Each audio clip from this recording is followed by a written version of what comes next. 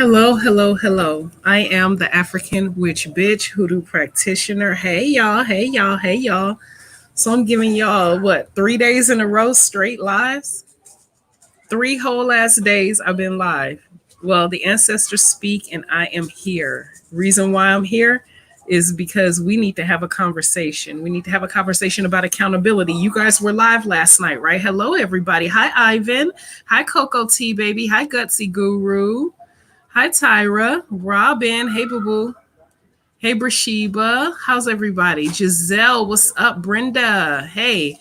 So, y'all, if you were able to catch the live last night towards the end, it was quite interesting.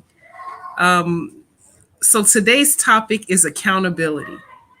Motherfucking ability. We need to discuss accountability as it relates to these witchy streets. Now, granted, we're all human. We make mistakes. A lot of people don't like to admit when they're wrong. A lot of people don't like to admit the bullshit that they do. You do realize that the best way for you to grow and heal is to own your shit. So today, that's the discussion. I want you guys to tap in if you feel like owning your shit. I have shit to own. Everybody have shit. My cats got shit they need to own with their badass. But you know what? We have to own our shit so that we can heal. That right there is a heavy duty aspect of shadow work. Heavy duty aspect of shadow work. Hello, hello, hello. Look who is here. How you doing? Can you hear me well? I can hear you, baby. I can hear you. Sometimes your sound does go in and out, but right now you are loud and clear as a bird. Oh, okay. I just was wondering. Yes. So, So tonight is accountability. We are talking about people owning their shit with the next to last caller last night and the last caller last night. Dude had a hard time in the beginning owning his shit. Although he did mellow out in the end, that's how you grow is when you own your shit, fix it and do better. Sometimes that don't even require spell work, but it will elevate you if you own your shit. Can I get an amen, damn it? Thank you. Thank you. Thank you. I appreciate you. So the link has been dropped. We're going to go ahead and get started. If anybody want to click in just to say hi, just to ask a question, if you want to click in and own your shit, this is the time to do it. This is the time to do it. Hello, War Witch. I appreciate you being quick on the draw. I appreciate you. A damn man. Thank you, Gutsy Guru. Thank you. Thank you. Thank you. I appreciate you. I appreciate you. Teresa, we definitely need to discuss accountability. that's right. I think accountability is very important and it takes a lot of balls to do it, a lot of chi-chis as well. So that's important. I have a lot of stuff that I have to take accountability for. Yeah, me So too. far, I think I'm halfway there. It's Me too. hard. Yeah, Shit. it's not easy to, look in the mirror and be like, damn, what the hell did I do? I was wrong for this and I was wrong for that. And I need to fix this and I need to apologize to that person. You know, Right. it's true. All right, we got one backstage. Backstage is open. If y'all need to come through, come through. Hey, baby. Hi, love. I know I was just up here the other day. I hope everybody is well. I wanted to come on here because when you were talking about accountability, it made me think about how you and Teresa had went off on me about being defensive. And I have been very, I know I've been telling you, I've been like working on myself and doing shadow work, but it just kind of dawned on me that that was really one of the things that I had been working on because um, I do realize that I get defensive very quickly. And so I've been working on myself. Like when somebody comes and goes the fuck off on me or I feel defensive, instead of doing something defensive, I ask myself and say, okay, why do you feel this way? What is the Mm. issue? Do you know what I mean? And kind of navigate it a different way because Teresa is in the back of my mind saying, why are you defensive about, you know what I mean? You went the fuck off on me that day. You hear what I'm saying to you? Right? It was in a good way. I took it all with love because I love a good criticism, but I was My defensive in bad. a It way. wasn't my intention though. I know it was out of love, and that's why I received it. But I really just came on here to say thank you because I told Tiffany the other day that you weren't on the live when I was up here, so I had to come and say Thank you so much. Thank you. Oh, that makes me feel good. You know what? It means a lot to me because I know sometimes I could be a little bit violent. Right? Tiff has to intervene, restrain. I know I get a little bit violent. Not violent, but very blunt. And I always Hmm. tell you guys, if you guys have had a reading with me, that I always tell you guys, I'll fly with my broom and hit you with it because I will, and I know, but it means a lot to me. I'm glad that I planted a seed, and I think that's my purpose of doing spiritual work and my readings. I think that's very important to help out in a spiritual level, and sometimes even in a personal level, because I was telling you guys yesterday, some clients become our friends and some friends become our client. And that's the goal of the witch. Mm-hmm. Somebody be around with you when you to take advantage and some friends become our client. And that's the goal of the witch. Mm-hmm. Be around with you Absolutely. when you to take advantage and some friends become our client. And that's the goal of the witch. How's that echo? Around with you when you take advantage. Uh-oh, the sound is When you take advantage. Who's it's not me. uh-oh,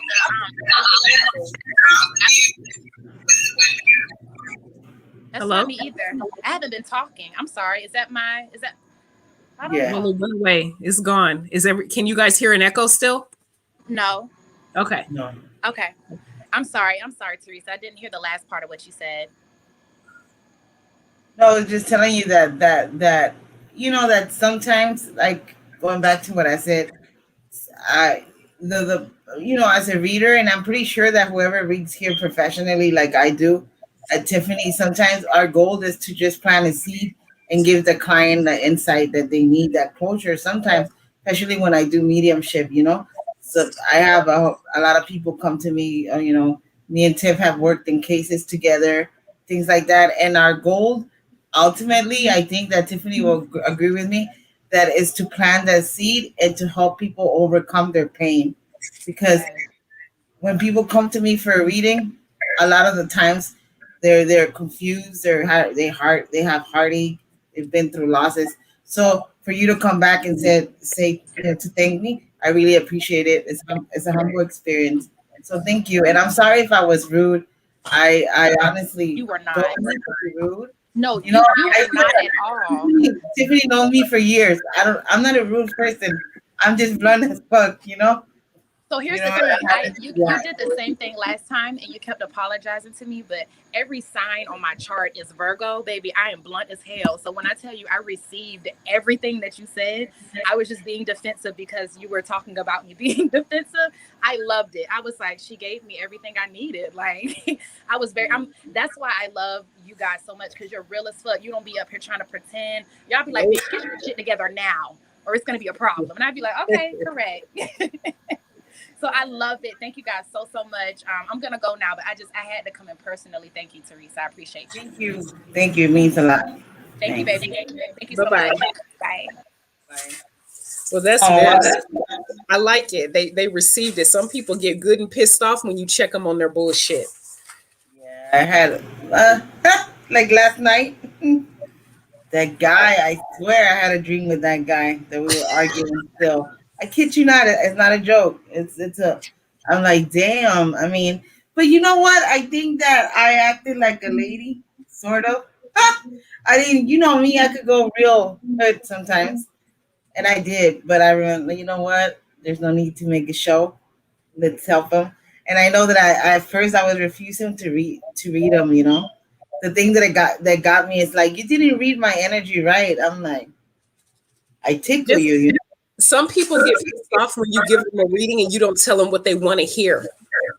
Yeah. They get real good and pissed off. They want you to tell them, like this one lady, I said, honey, you need to leave that woman's husband alone. He is never going to leave the woman for you. Well, I think you need to just do the reading again. Okay, whatever. You know what gets to me? Oh, Coco, Hi, how are you? good. How are you? I'm fine. Can you hear me well? 'Cause I'm getting a little distortion on my end. I can hear you. Okay, great. Hi, Teresa. How you doing? good, and yourself? I'm fine. I was cracking up with you last night because you look like you wanted to fight him. Most likely, I in my mind Started have getting all close to the camera and everything. I said, "Oh God, this lady about to go. She's about to yeah, go I got off." it. Yeah, So I wanted to talk about the two things. One being um, I'm doing a little bit more of my spiritual work. And I'm not sure if you guys remember, but a few months ago I had called you and I was on one of the lives and I was talking to you about my ex-boyfriend whose kids I was like really, really close to and connected to, and breaking up made it hard because I was so connected to his children. Mm-hmm. That was some time ago. And one of the things that Teresa told me, she told me that I was being very defensive. I was guarded and I needed to humble myself.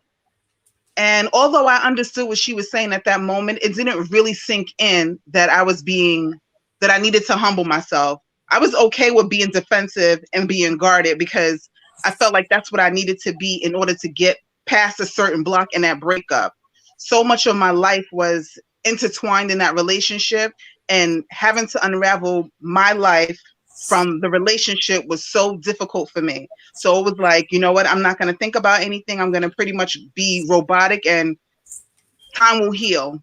So when I started doing my work, I started realizing that I had a lot of ego involved too.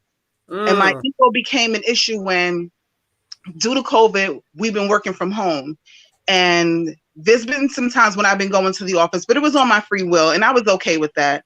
But as soon as my manager told us that we had to go back into the office, I got so defensive. So defensive. And I was saying to myself, what does he think, that we're disposable? There's so many other teams. Nobody's asking them. What makes him think he can come and ask us? Like, like our lives don't matter to our families and this whole thing. And then I had to really sit down and say, COVID wasn't, I don't even have that same concern for COVID. It was my ego. I didn't want to be told what to do. When I really should have just been grateful that my job is the type of job that I need to be on site. I need to be in the office. And being home gives me a lot less to do. So in that time when they're making cutoffs, who's to say that they weren't going to be looking at me and saying, well, what could you possibly be doing from home if you're not in the office, which is where your job is? You've been home for months. Should we lay you off? And I had to really check myself and be grateful for the job that I had. And not see it as he was thinking that I was disposable, because that was my issue, feeling like I don't contribute as much to the team as everybody else. So that was me projecting. And that it wasn't even what he was saying. It was what he was requiring of us to do. But my ego was like, no, you can't tell me when to go into the office. And I was like, yeah, he can, because he's your boss and it's your job. And you really aren't afraid of COVID. So what's your issue? Mm-hmm. So that was one of the things I wanted to talk about. And then another thing happened where I just started writing and just thinking about my breakups, just not just this one, but the past breakups. And one of the things I realized is that I was so quick to tell them what they had done wrong and not realizing how much weight I had put on them to be something I was missing. It was almost like I wanted them to make up for the abandonment issues from my mom and from my dad, and just feeling disposable in general. And that wasn't something that they did. That was something that I've always felt. And just Telling to them, making them feel that way. and don't feel guilty about it, Coco. A lot of us have unsecured attachment because of our parents, Mm-hmm. and we might have just not be held enough. Our moms was not able to hold us enough. That's most of us have it, in some type of way. Most of us have it. I kid you not. The normal mom that has to go back to work 3 months after she gives birth and doesn't have time to breastfeed, and doesn't have time to hold her baby, and doesn't have time to put her baby to watch him or her nap, or the broken home, or divorces. So that's where it comes from, to be completely honest. And and a lot of us substitute that attachment with our partners, our lovers, our husbands, our boyfriends, our girlfriends, or whatever, and we look for our parents in them Mm-hmm. to Yeah. satisfy that emptiness, and it goes back to psychodynamics. Mm-hmm. It's thing. It's a childhood thing. And it's an infant thing. So I don't want you to beat yourself up either. But I love the way you're holding yourself so accountable and you're so Yes. excited and you're speaking to us about the ego. And a lot of people, oh boy, like when you mention ego, it's like a firecracker went up their ass. I kid you not.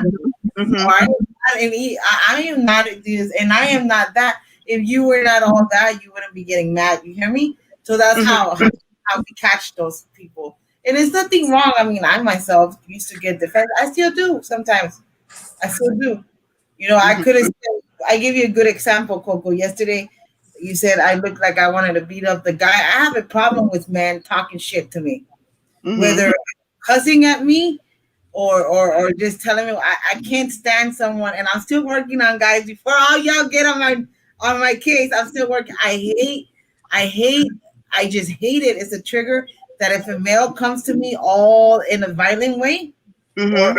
or trying to tell me what to do or you're not doing things right or whatever, I get all about his face and I get very defensive. Very Mm-hmm. defensive. Mm-hmm. Don't you- I just took accountability. Yay. You know? Yeah, I told on myself, but it's true. So I'm proud of you. Sure. You know? Thank you. And one of the other things that I'm doing now, as of maybe 2 months ago, is I'm doing a new therapy. Well, not new, but I'm sure you ladies heard of it. You're in the human resource field, but it's called EMDR therapy. Oh yeah, that's a Oh great. my gosh.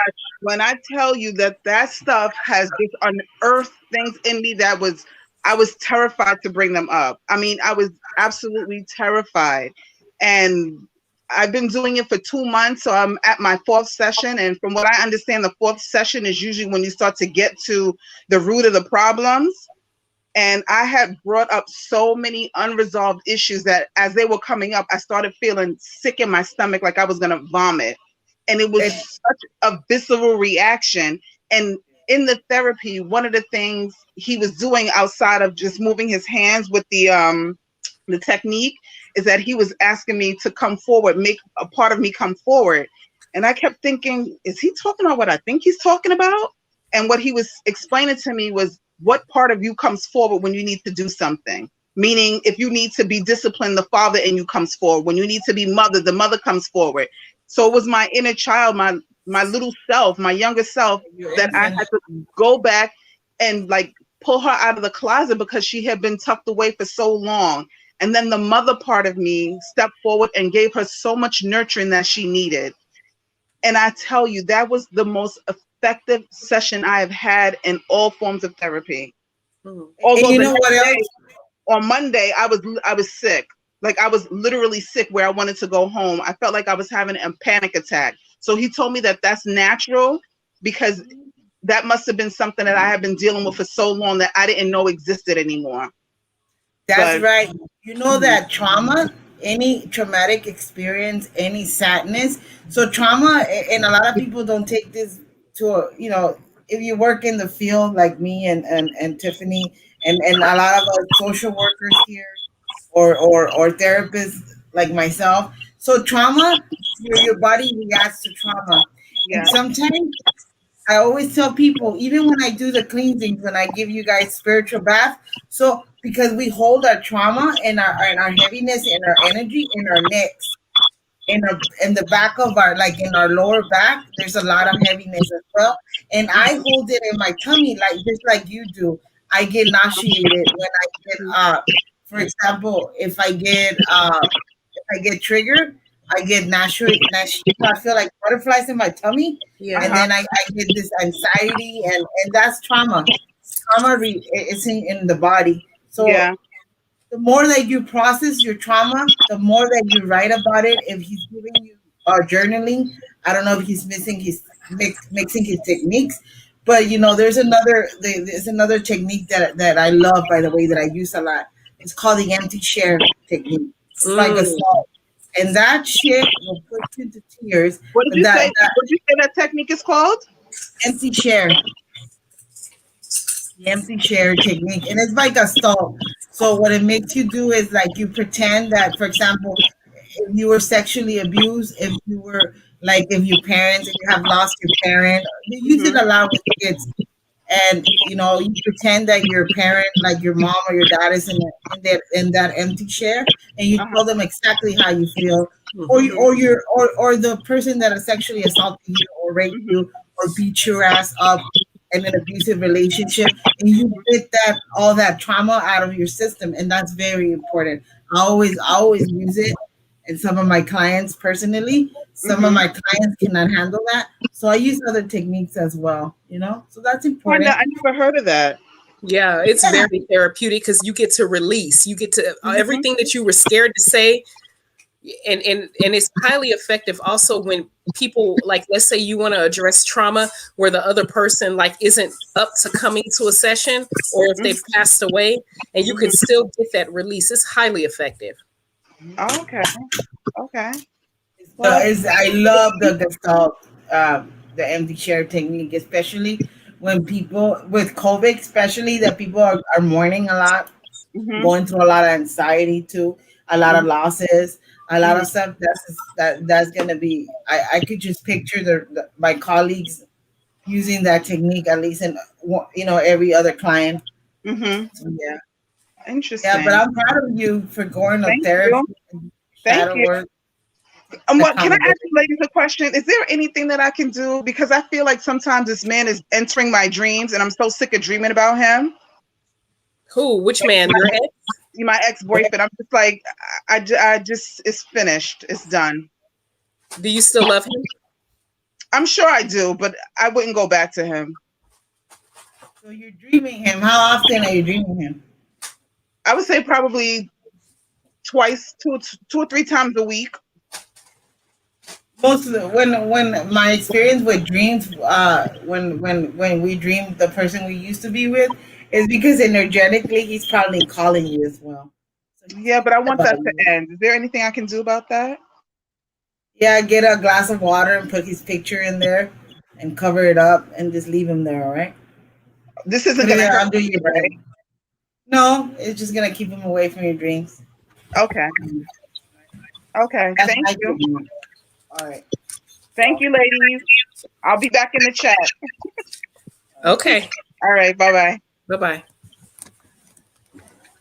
Cool. I love it. I It's love that accountability. people are using their 100% straight up accountability. Ain't nothing wrong with owning your shit. Hi, Ash. I heard that, Tiffany. I'm like, oh shit. Hi, Ash. How you ladies doing? I'm glad you're here. I was about to confess. Tiffany, like, just I actually had met Tiffany in the parking lot of Walmart a few months back. Yes, you recognized me and was like, "Hi, I remember you, Glendale. How are you?" Pretty upset because I just found out that in dependency court, the judge actually picks your attorney. Oh wow. Okay. So, my history daughter is being molested by her father. The courts gave him custody. She's been with him for a year, her and my younger one. And every time I see her, she mentions abuse and they don't allow her to speak. And it's just frustrating because there's physical evidence. They found 2 abrasions on her hymen. She said that her father did it. Another time she spoke to police and she said that her turn a private. She pointed to the adult's private and said that's where he's hurting her. And it's just extremely frustrating that no one's doing anything for her that has the power to. Was there a case open with DCFS? Yes, right now I'm still going through DCFS. They want to give him complete custody and with me monitored visits in the therapeutic setting. And it's just right now because of COVID, no one's really doing it. And then also when she tries to say something, when people are there, they tell her stop talking about it. So it's so frustrating. I Tell don't. her, who tells her to stop talking about it? Your dad? The monitor. All right, so just because I have experience monitoring visits, that's what I used to do as well. You know, that's not allowed. If the child needs to speak, they need to speak.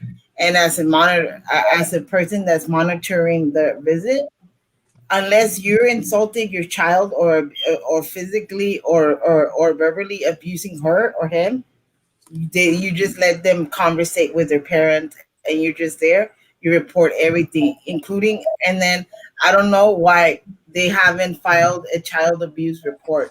Right. So whoever is monitoring your visit needs to fucking get fired, because I'm pretty fucking pissed right now. I don't Facts. tolerate unprofessionalism. That bitch needs to fucking get fired.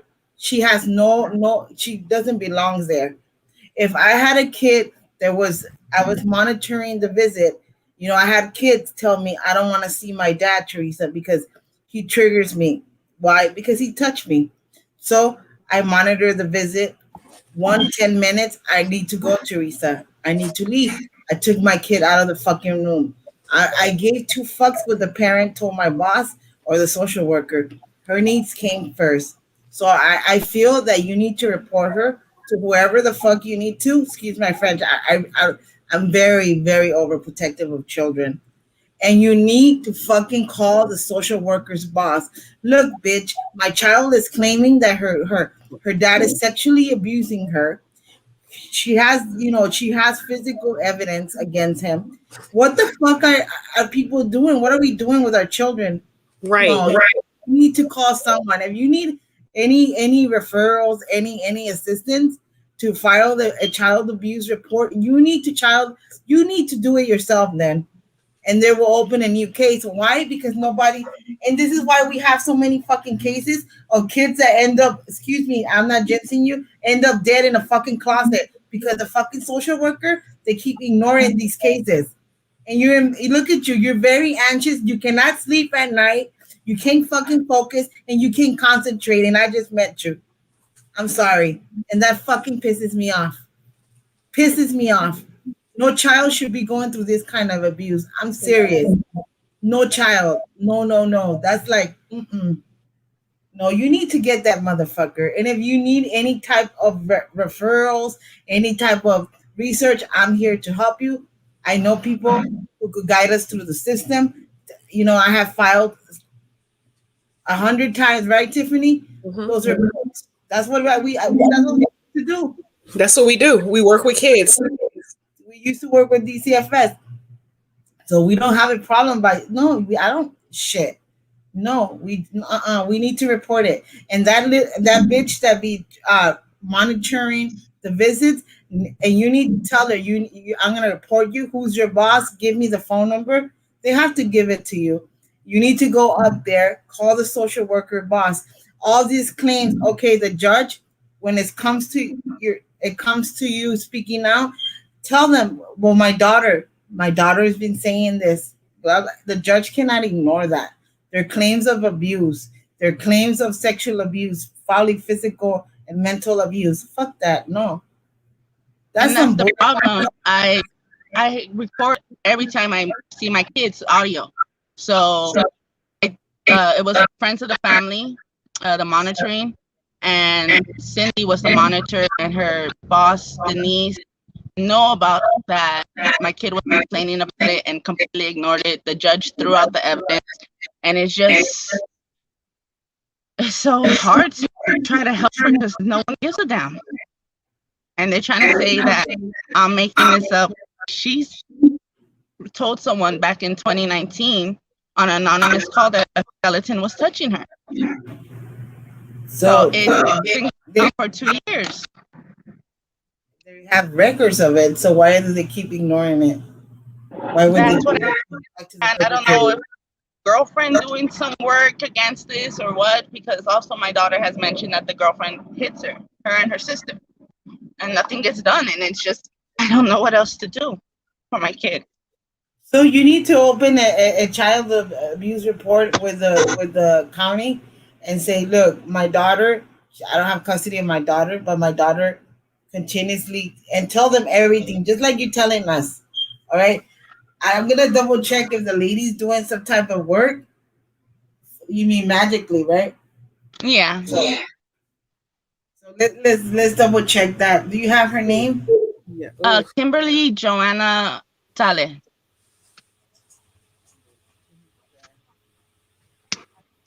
This pissed me off. Oh, goodness. Yeah, because she's was 4 years old when it started. And now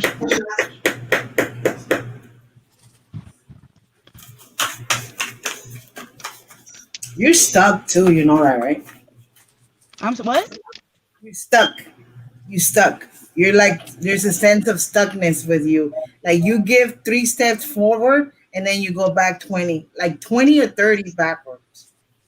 Yeah, because So every time yeah. I call a different place to try to help her, they say, "Oh, I'll call you back," and then I don't get a call back. I've called up to Bobby Cagle's office, which is part of a DCFS, like the top director, and I've been trying so many different channels to try to help her, and no one seems to care. And I'm not the only one because I go to parenting classes. I've done other kind of groups, and it's the same thing.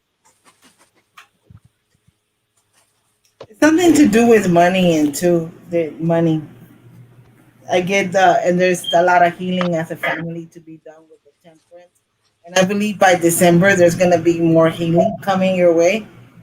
But there's also that reverse. There's no love for you there. So he pretty much your her dad I don't want to say hates you, but does not he just yeah, he comes out reverse. And I don't know if he's planning to relocate, but there's relocation, so you better investigate, all right? There's some type of movement there for them. And there's overwhelming feelings here with the 10 of Wands, so that's very important. But to give you good news, this is all gonna end. All right. I see November as an important month. Is she doing any work on you? Um,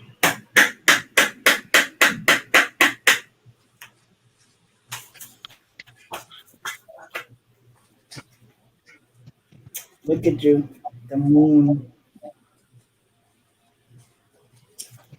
Queen of Wands, and the Truth. She is hiding something though. That's for sure. Uh, 9 of Swords. You're very anxious about it. I just man. There's a lot, Tiffany. A lot of information given. A lot.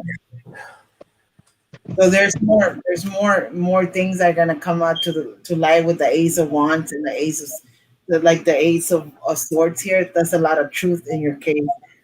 There's gonna be ruptures. All right. Let me tell you. There's gonna be a tower. It's already happening. Already happened.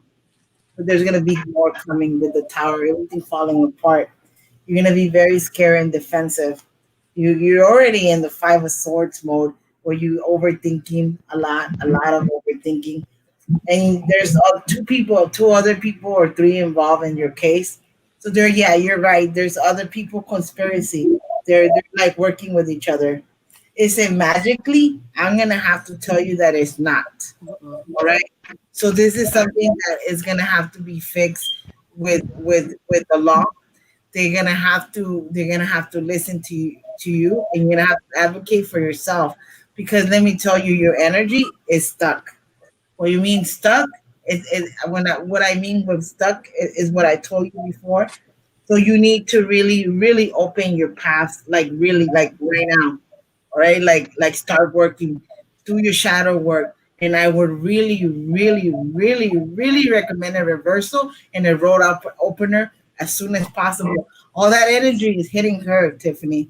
That energy, all that energy. So that's what gets you. I'm not saying nobody's doing anything to you, but energy is very powerful.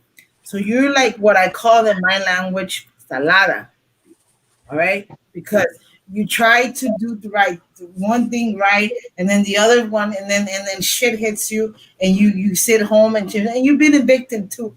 I'm not trying to put it out there, but you've been abused too. So, I'm not gonna say anything more. That's your personal life. I do respect you. But you've been through a lot of abuse yourself. You're a victim too. So for you, and I need you really, really to do all those things that I told you, but especially, I always, since yesterday, Frankenstein incense, so it could balance your chakra, so you could focus. There's a man next to you as well, a man that's calling you. I know you lost a young male, yeah, a young male speaking for you. He's right behind you, so that's very important. Okay, so I do see it. So Your ex. go for it. Okay. When you guys were together, were there abuse? Was there abuse? He's an asshole. He would, at the end of the relationship, told me, "Oh, I just used because I was lonely," knowing that I didn't want to have kids and bring them into a split home. I didn't want my kids to go through that. I've been through that as a child, and it's not fun. You need both of your parents. You do, yeah. So And now that he's yeah, hurting her, he was verbally really, really abusive. Like he said a lot of fucked up shit to you. Okay. Oof. Going back to this kid that I see behind you, I can't help it. I'm a medium, so there's a spirit, a male spirit. Okay, so I want you to start listening to him. All right, I'm not saying that he's an ancestor. He could be an ancestor that died a long time ago. I'm not sure who he is, but he has a very young energy. All right, he lost his life very violently. I have to give you that message. So he's always around you, all right? That's why sometimes you feel heavy right here. Right? You feel heavy. So that's what it is, all right? You can, So, I need you to light a white candle, put a glass, because sometimes what happens is a spirit, when they're very depressed, they died in a violent, very depressed, silent death. They get attached to people who are depressed and lonely sometimes, and are not like they're going through a lot, so they get attached to those kind of that type of energy. It's up to you if you want to get rid of him if he's not your ancestor or nothing. He's not bad. It's that he's observing a lot. He's like a sponge. So they take off your energetically. It's not healthy for you at this moment. So I want you to help him to see the light. I want you to put a glass of water, like set up a glass of water with a white candle that will help him move away. Also black salt as well, because I don't like that energy. It's not that it's evil, I but have my salt in my car. yeah. So it's weird that I see that. Well, it's not weird. Obviously, I see energy, but it's weird. Very young. He's not an old person. It's not an old person. One of my uncles, when he was a baby, he actually got killed underneath the car at my grandma's house. Like the car smashed his head. And he died. He's very young. He's very young. So he might be an ancestor. It's almost like, oh, but it's almost like he gets attached to people.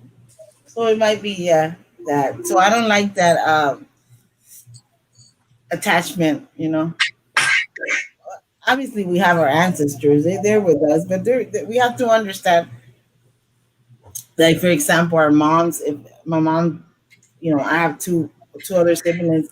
I'm sure she doesn't stick to me all the time.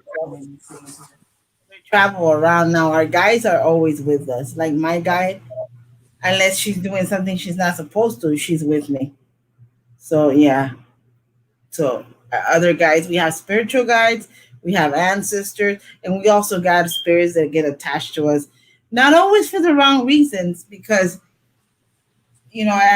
sometimes I do mediumship readings, just to, and then I get a little spirit attached to me, and then I have to tell them to leave because I gotta keep it moving. But anywho, so yeah, you're just gonna have to do that for me because, like you said, you had an uncle. He's very young, poor soul, uh, and you know that's what it is. How old was he supposed to be? Do you know? He was under 2 when that happened. He was a baby. Okay. Wow. not a kid. He's in his early 20s. That's why I'm asking you his age. He's in his early 20s, bald headed guy, mustache. So, yeah, he died violently, he says. But you know him. I kid you not. I never had this experience. So think about someone that you lost in the past. Pretty sure you know him. But anyways, help him, because he keeps talking. So yeah, I don't want to entertain him. But yeah, he keeps talking. It's like he died violently. He died violently. Like like I could see him clearly. Like short hair, mustache, white skin. His eyes are big. I'm drinking water. I know I'm not drunk. Yeah, so yeah. So think about that one, all right? He might be, but he knows you. It feels like he knows you, like he's not a stranger. He must have you have must have picked him up somewhere. You must have had him for a long, long time because he sounds like very familiar energy. All right. Ashley, when is your next court date? Um, September 5th. Are you petitioning for non-monitored visits? I am, but now my attorney is she told me that my therapy isn't working for me,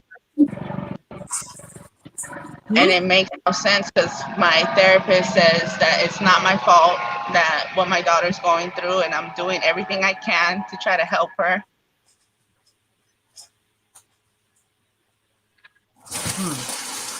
So what's the goal of the visit? What do you, I mean, not the visit, sorry, your next court date. What is it that you want?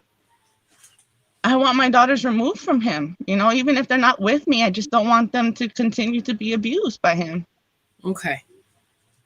Okay, have you been doing your have you considered doing a court case work like a beef tongue for that case that's coming up? I did that, and when I saw you, Mm-hmm. I did one, and it's just the way that this judge is. She's Commissioner Steph Padilla out of the Monterey Park Dependency Court. Yeah. And she's told me I got a vendetta against my ex, and it's like, no, it's my kid being abused. What am I supposed to just let her continue to be abused? No, that's what no parent would do for their kid. Okay. And there's no way you could get another judge? And my attorney said no, that I had to wait until appeals court. And also I was looking online, the judge also allowed another child to be placed in the mother's custody. The mother was having mental issues, talking about killing herself, and she's just, it's a very messed up system. So that's also another goal of mine, is to fix how messed up DCFS is, how the court is. And I got in contact with a place that this LA city attorney wants to change how the laws are made to protect children. Okay. Okay. I want you to, can you sweeten her? Put her in a honey jar Okay. and put you and her together, just the two of you. Okay. Okay. And work the shit out of that jar. Look at my honey jar tutorial. I will. All right. And check back in and let us know how it's going. I will. I'll let you ladies know. But thank you so much. You're more When than is your court date? September 5th. Before that, send me a text message and I'll give you a cleansing so I could work or two through my tobacco. All right. Okay. I sent you a message on Facebook last night. Did I reply? Yeah, last night when you guys were on live, I sent you a message. All right. Under, I think it was Jake. Oh, that's you? Yeah. Okay. I think I replied, right? I replied to all my messages today. But I do limpias with tobacco. So before your court date, I want to offer you a limpia and just work my magic. So hopefully I could help you a little bit with the court. And if you need extra help with whatever you need with calling people, filing child abuse report, you know. So yeah, let me see. Where are you here? I don't see you here, but I'll look for you. Oh yeah, Jake. Yeah, I got you. Yeah. I reply. Check your text. I will. It's as you haven't seen it. That's why. Okay, pues. Thank you. Thank you guys. Bye. Okay, bye bye, baby. Wow. Okay, yeah, we're gonna help her out. We're gonna work it. Yeah. Hi, Sarah. Hi, how's it going? Good. How are you? I'm good. How are you girls doing? We're good. We're doing. It's all about accountability today. How may we help you? Oh God. Okay. Well, I had a really good career and I lost it based on just lies, deception, gossip.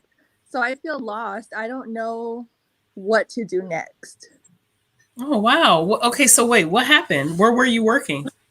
I was a correctional officer. Oh. Yeah, For the state or the feds? for the state. Okay.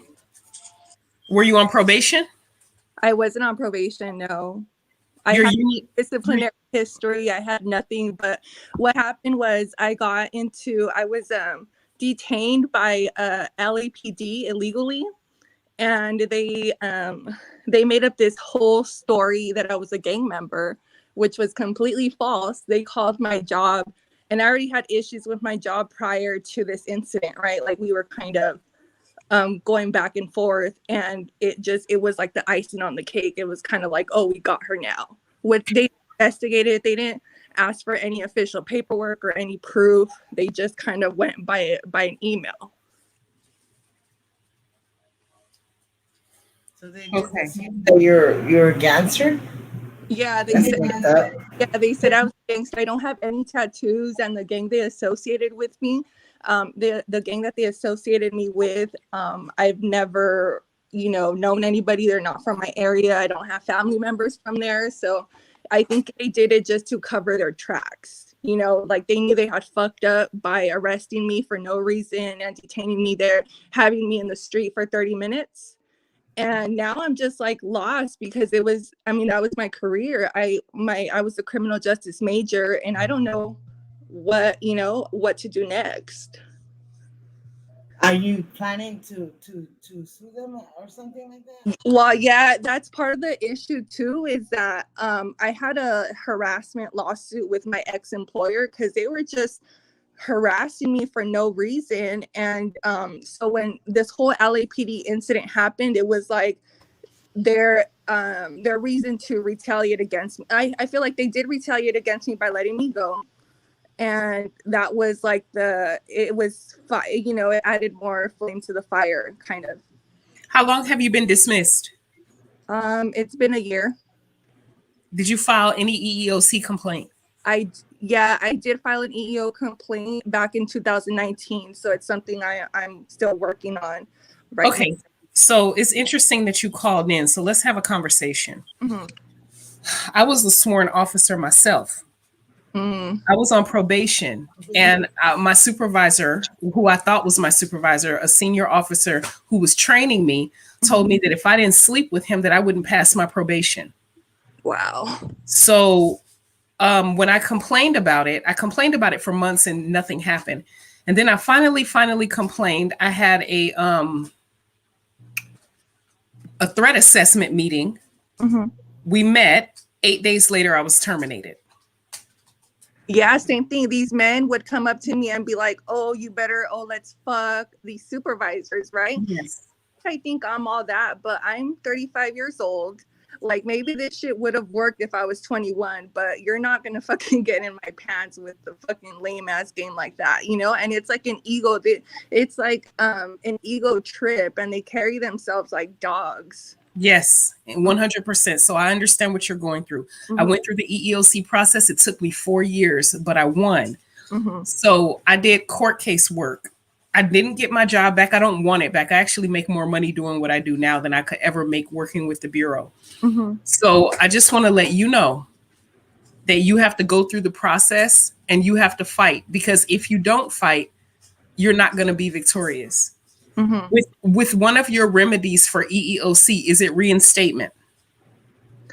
You know what? I made the mistake because my head was all screwed up last year because the shit they put on my like dismissal was just total bullshit. They even got false witnesses. They got people, nobody that I work with directly, but people that had relationships with the warden, like personal relationships, to testify against me. All these people ended up promoting, so I felt like I was a pawn. You know, I was a stepping Oh yeah, stone. they paid a bill using you. Yeah. Yeah, so it's just like I have my ups and downs. Like sometimes I feel like I can do this, I can fight this, but then it's just like they're playing so dirty, and you know the system's so corrupt. They have the power. It's just a very powerful organization and corrupt. So they started making deals with false witnesses and shit that, you know, their testimony doesn't even hold any weight. But somehow I didn't get my job back. I tried to get it back, but the judge ruled against me. So now I have 2 other cases because of this. Cases like criminal cases? Civil. Oh, civil. Okay. Yeah. Okay. And you can't get a job in any type of criminal justice because of this? No. Wow. Oh my gosh, I'm so sorry. Yeah, so I had to change my major, and it sucks because the charges that they stuck on me, they were kind of nasty, you know, like dishonesty, and it's just, how do you explain that? It's hard. And on top of that, this whole arrest happened because I was at the murder scene where my cousin was murdered. So it was after the funeral, and I just went over there to kind of pay my respects. So they kind of turned this whole shit into a circus, and they even fired me on his 1-year anniversary. Wow. Mm-hmm. Okay, so what is it that you want? I mean, I just want to know, like, if what kind of work should I do? Like, I feel lost. I don't know. Like, I feel like they really have their foot on my neck, and I don't know how to get back up.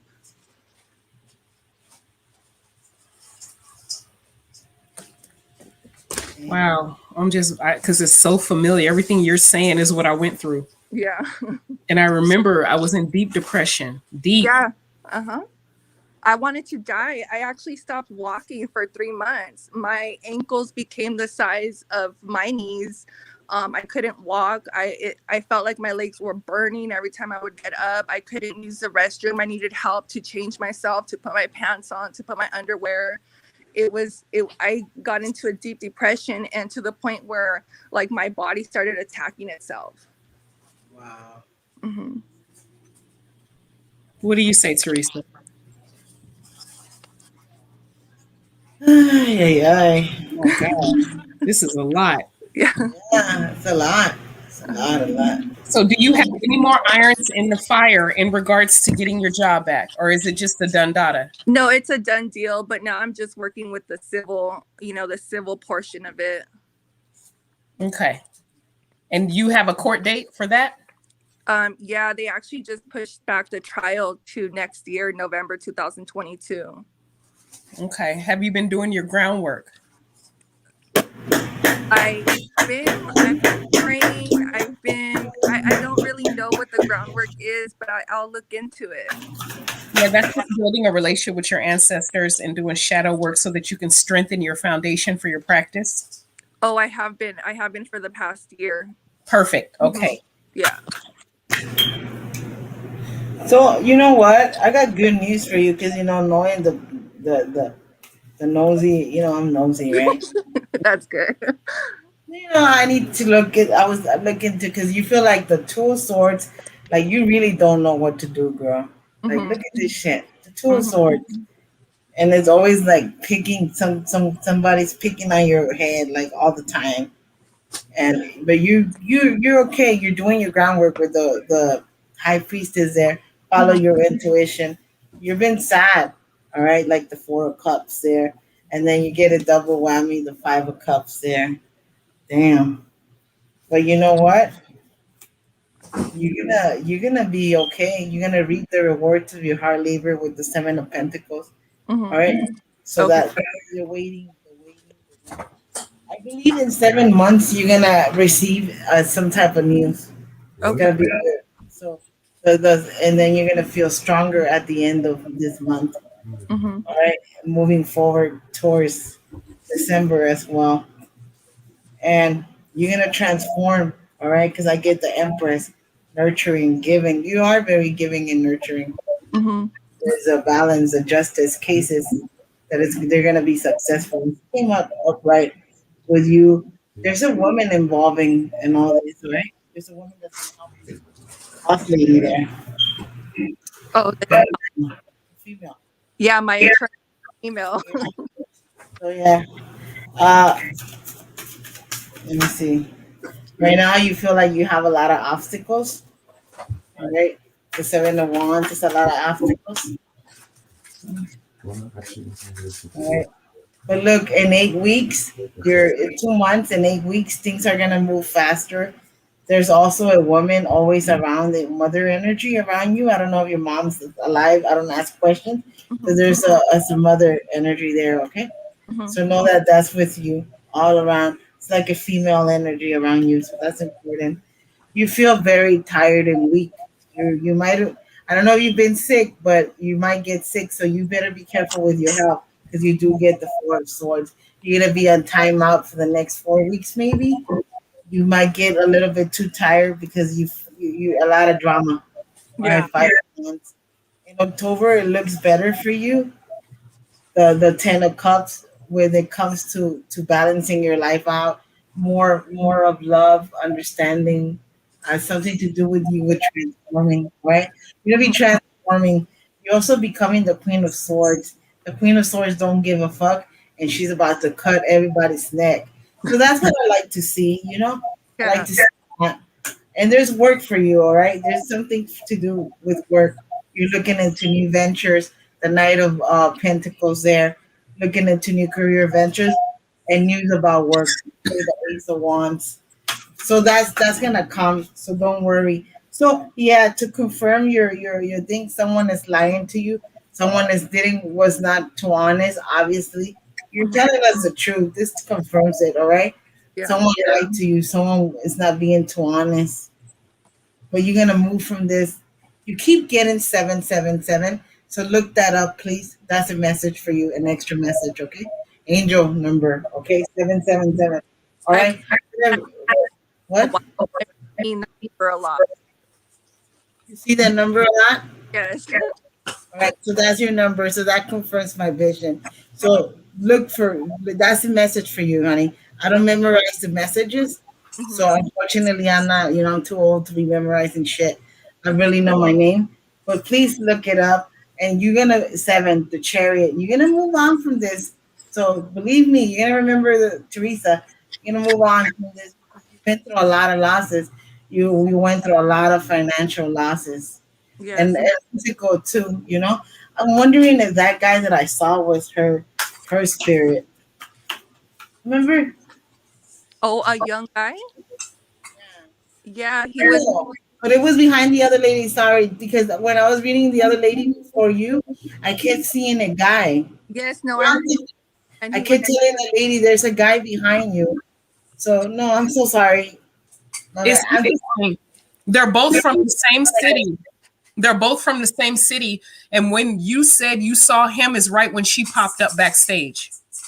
Oh, so that was you. I'm sorry, Ashley. I'm a medium, so I see spirits. Yeah. Oh, so that's him. Was he young, dark hair, He dark hair? he Was was he young. He was young. He was like early 30, Hmm. Yeah. and he had black hair, but he mostly well he was bald, and sometimes he Oh, wore. Yeah, you dark, see. pelo negro, ¿verdad? Uh-huh. Pelo negro. No tenía como bigotito. He had yeah, he had dentures too. Yeah. So it was him. I'm sorry. I scared the shit out of Ashley or whatever her name is. Oh shit! And this is how mediumship works, guys. Sometimes I'm speaking to a client and I see a spirit that wants to talk, that wants to give me a message, and then I tell homegirl, "Oh, you have a spirit. You picked them up. You have to get." I'm so sorry, my bad. And I'm taking accountability for my mediumship. It's the truth. Uh-huh. It happened to you, Tiffany, because it happened to me. I always thought that, it's weird. And now that when you said your cousin was murdered, and then I'm describing him, you're describing it. That's the same person I saw. Yeah. You Yeah. 'cause he is very, you know that he's very blunt. Yes. Very blunt, very blunt. He has no, because I hardly could tell people exactly, because usually they don't give me their faces because they're Mhm. disrespectful, some of them, and they just want to give me the messages, and then I see silhouettes, or Yeah. they fly one in front of me. You'll see the little, or like orbit and stuff like that. But he came 3D to me, and I was seeing him clearly, and gladly that Tiffany here confirmed it, but I saw him very clearly. I So act- he's always around you, okay? I He's actually always around you. have custody of kids. That's why. That's something that I want also I do today because he was murdered in front of his kids. Um, so I also like want to know how I can help because they're little, you know, and I don't know if this is something that needs to be done for level.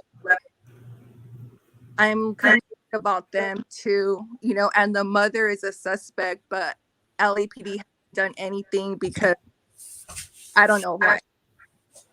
Look in LAPD, right? They keep Okay, let's, getting bad reputation. we need to discuss this murder. We need to discuss this murder. Okay. It's discussing murder.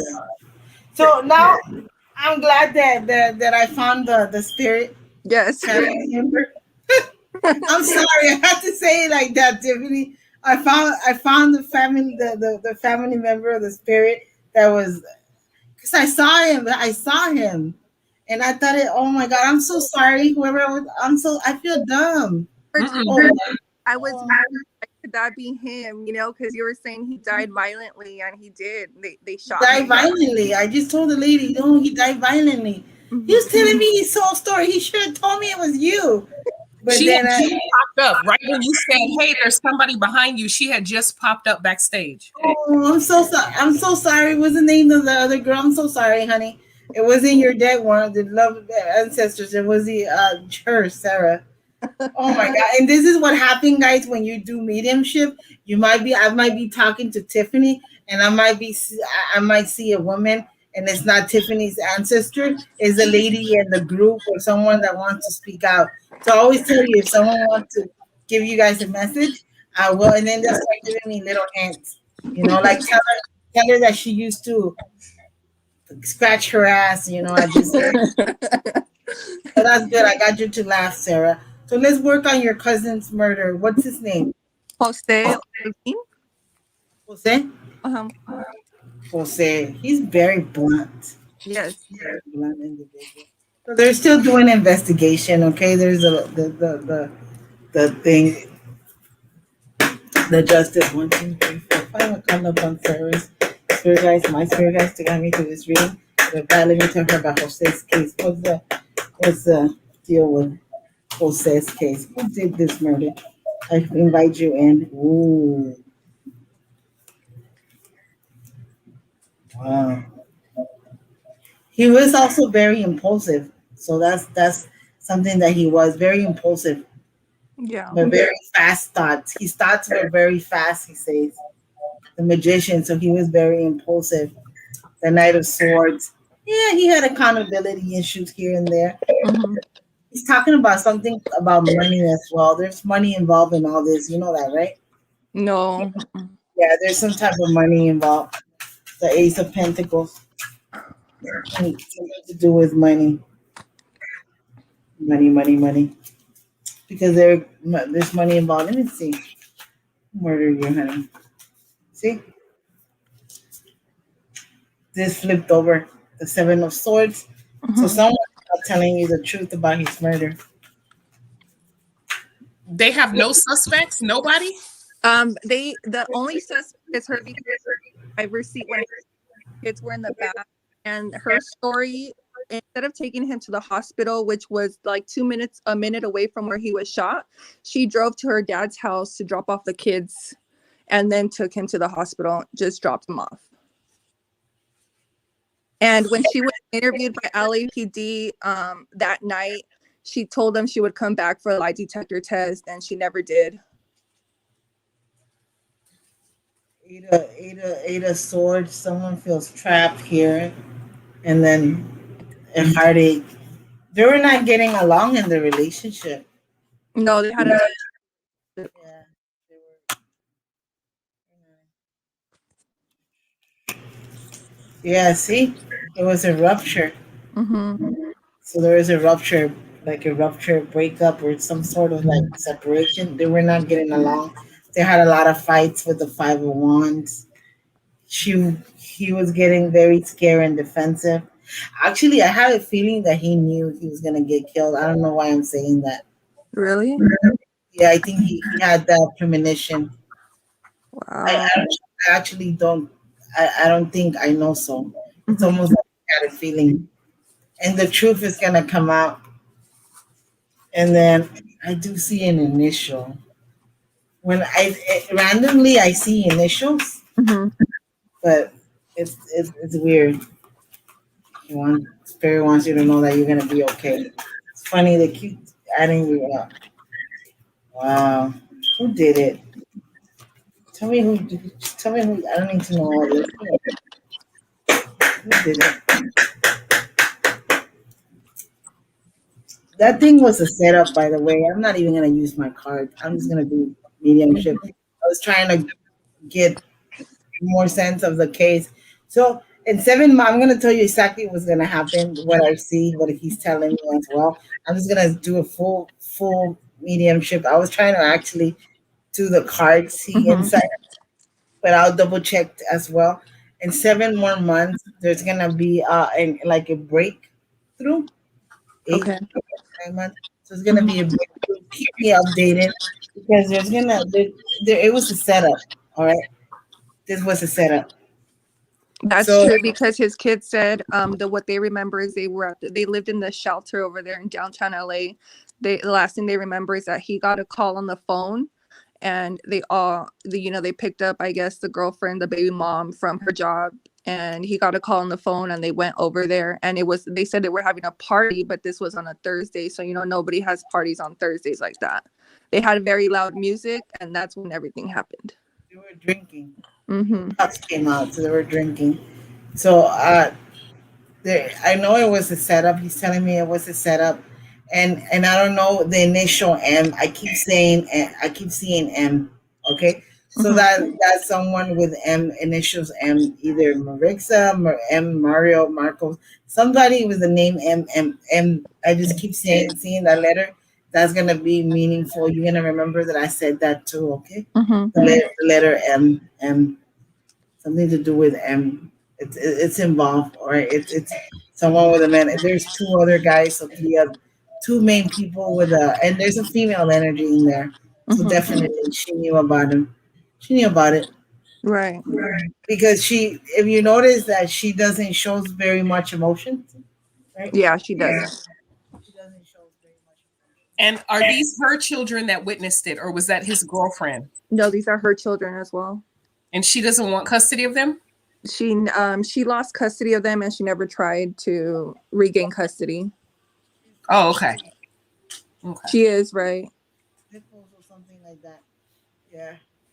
Meaning she has some kind of a substance abuse problems with mental illness there. Mm-hmm. She's always hanging around with these two men or three men. So that's very important to bring to the table. Mm-hmm. You know what? She's very what we call in Spanish ida. She's not there. Yeah, she She doesn't right. She doesn't think straight. yeah, she's not mentally stable. I'm glad that those kids are with you. And I believe that she has something. What's her name? Rosalind. I'm gonna ask if she was involved, right? So tripping out on your cousin, how he came out all blunt, Yeah. and I'm all here telling her she have a spirit behind you. One, yeah, she did. She did. Yeah, see, the emperor was involved. Wow. See, she she's really like a little raccoon. Call him raccoon. But while her kids were there, that's how See, she comes as a queen of swords. She don't give a fuck. wow. There's gonna be messages because you're the Queen of Wands and you have nostalgia over family, especially the Ten of Swords and the babies, the Page Mm-hmm. of Cups, and you feel like in limbo. You know what, Sarah? All that you're doing for those kids, all the universe sees that energy, and you're gonna receive justice. I promise you. You're gonna have a breakthrough in this case in 7 or 8 months. That bitch was involved. I hope she gets incarcerated. I hope the other two fools, phonies. It was a setup. There was money Mm-hmm. involved. I don't know if he was missing money or they robbed him, but there was planning too. Okay, there's money She involved. kept his wallet. She didn't give none of that to the detective. And then her reason for not speaking to the detectives was, "Oh, I'm not gonna snitch on him. I'm not gonna get him in trouble." And I said, "What is there to snitch on? He's dead. What are they gonna do to him?" She's like, "But I'm not snitching. I'm not telling on him. So I'm not gonna talk to them." That was her logical excuse for not You know why cooperating. he checked that wallet? Because there was a lot of money in that wallet, to be completely honest. That's Wow. why I saw the Ace of Pentacles. It's almost like he had received some type of money. I don't know what he did as a living, but Mm-hmm. he got a lot of money. It was a lot of money involved. I keep seeing a lot of money. She has bad habits. I don't know. She has drinking problems, drug problems, some Meth. kind of. And She's a she's meth head. Yes, she is. She there is. She's a you meth go. head. Mm-hmm. I see addition. So that bitch set him up. That bitch belongs in jail. I want that bitch away from the kids. I want you to know that in 7 to 8 months, this will have a breakthrough. Let me know when it happens. I love updates. When Okay. it comes, there's a job offer coming for you too. I'm you're gonna feel better. And let me go get my monology deck if you don't mind, because I really want to give you dates because you've been through hell and back. That's fine. Thank And you. I don't want to send you to send you without a proper reading. Hold on, all right? Let me go get it. I know law enforcement was your passion. Have you discovered another one? Right now I changed my major to sociology. I know I want to help people, but I just still Yay! don't know. Sociology was my major. That's my Yes. major too. I Yay! graduated with a degree in sociology. Yes, And and I, I'm just applying to Cal State, and I'm nervous about it because I don't, it's scary. None of my family ever went to a university, so You got cost this. say what? I'm going to applying to Cal State LA or Cal State Bakersfield, either one. Wow! I went to Costa LA, baby. Really? Yeah, and That's I'm cool. doing my master's at Pacific Oaks in Pasadena. Oh wow, that's Yeah, and amazing. Yeah. I got my bachelor's in sociology with an emphasis in law. I want to be the lawyer. Wow, that's good. How did you And like it then, at Cal State LA? Was it a good experience? yeah, I was there when there was a quarter system and there was hell because every week they say they 10 weeks and 9 weeks, 8 weeks, 7 weeks. Damn bitches, now it's semester. So it was like when I went there, it was like you gotta realize I was old when I was like 30 something, Uh-huh. 31 when I was working on my math. I dropped off from college and then started again. So I'm like, and I had just had a baby and I'm like 10-week quarters, Tiffany. Mm-hmm. I was breastfeeding my kid and working on my finals and shit like that. So, girl, you're good. You're good. So, Thank you. I want to be a lawyer, Tiff.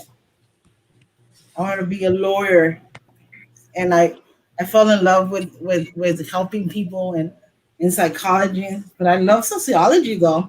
That's funny. I wanted to be a lawyer too, but then after dealing with my case, I'm like, I don't know if I could do this because it You was know what that happened to me because I got invited to participate in an internship in Chicago for Mhm.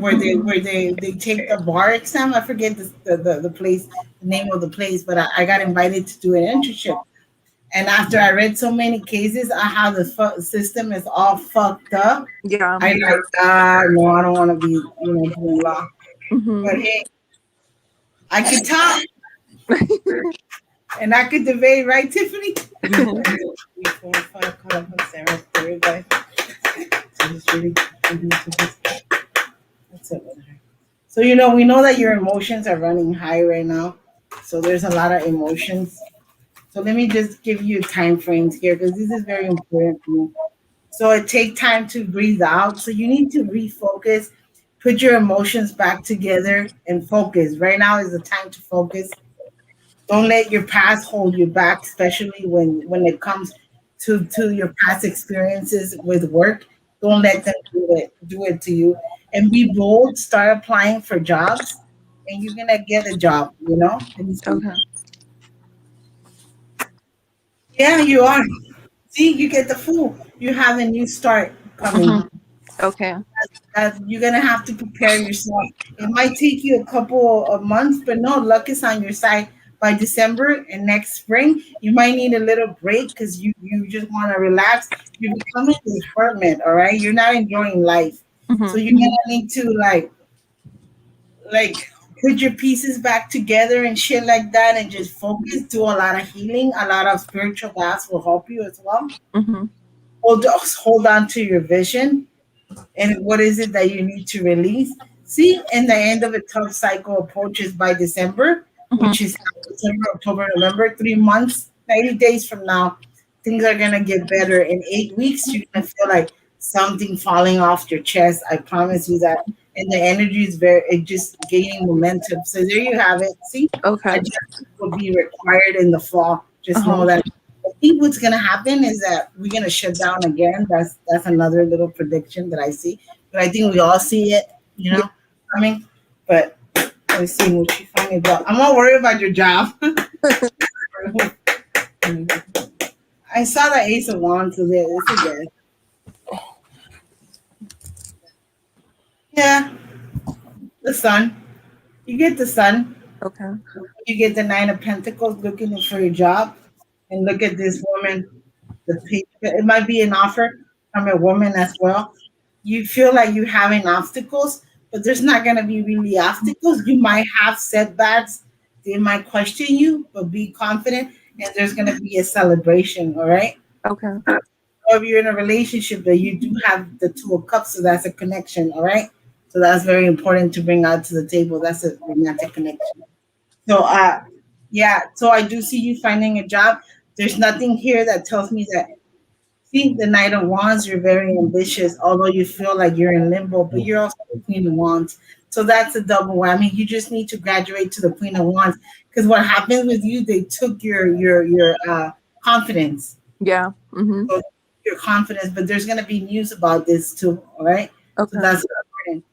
All right. So be the Queen of Swords sometimes. Cut those motherfuckers balls off. Yeah. So yeah, I'm glad that I was able to reach you and give you an insight. I wasn't gonna let you in a personal matter reaches resolution that called me for you. That's very important. Yeah. I wasn't gonna let you go without giving you a reading. This So the much. thing is, it's I hope that I planted a seed. Don't give up. Take your ass to college. Like you said, you're the first one who's gonna go to college. Don't be scared. Mhm. CalCLA has a great sociology program. I love all their professors. Most of them are still there, by the way. Mhm. You're gonna enjoy it. It's easier now because they're semesters Yeah. before it's quarters. So it was hell for my fat ass. But I did it. I did it. I used my classes, so that's good. Yeah. That's good. Yeah. Is there anything I could do to like for my cousin's kids? Like, are they gonna have any um I guess the trauma, is there any way I could help them? Because they don't know this information about their mother. They haven't seen her in a long time. They don't ask about her, but I'm more worried about their mental health too. Therapy. Yeah. Therapy. I Okay. was just going to say that. Yeah, they do. How old are they, baby? 9, 10, 11. Oh Oh, they're yeah. babies. Yeah. And what happens with those type of kids, with the type of the children that they go through witness such trauma, is that they bury it in their little brains. Okay, they bury it. But what I don't want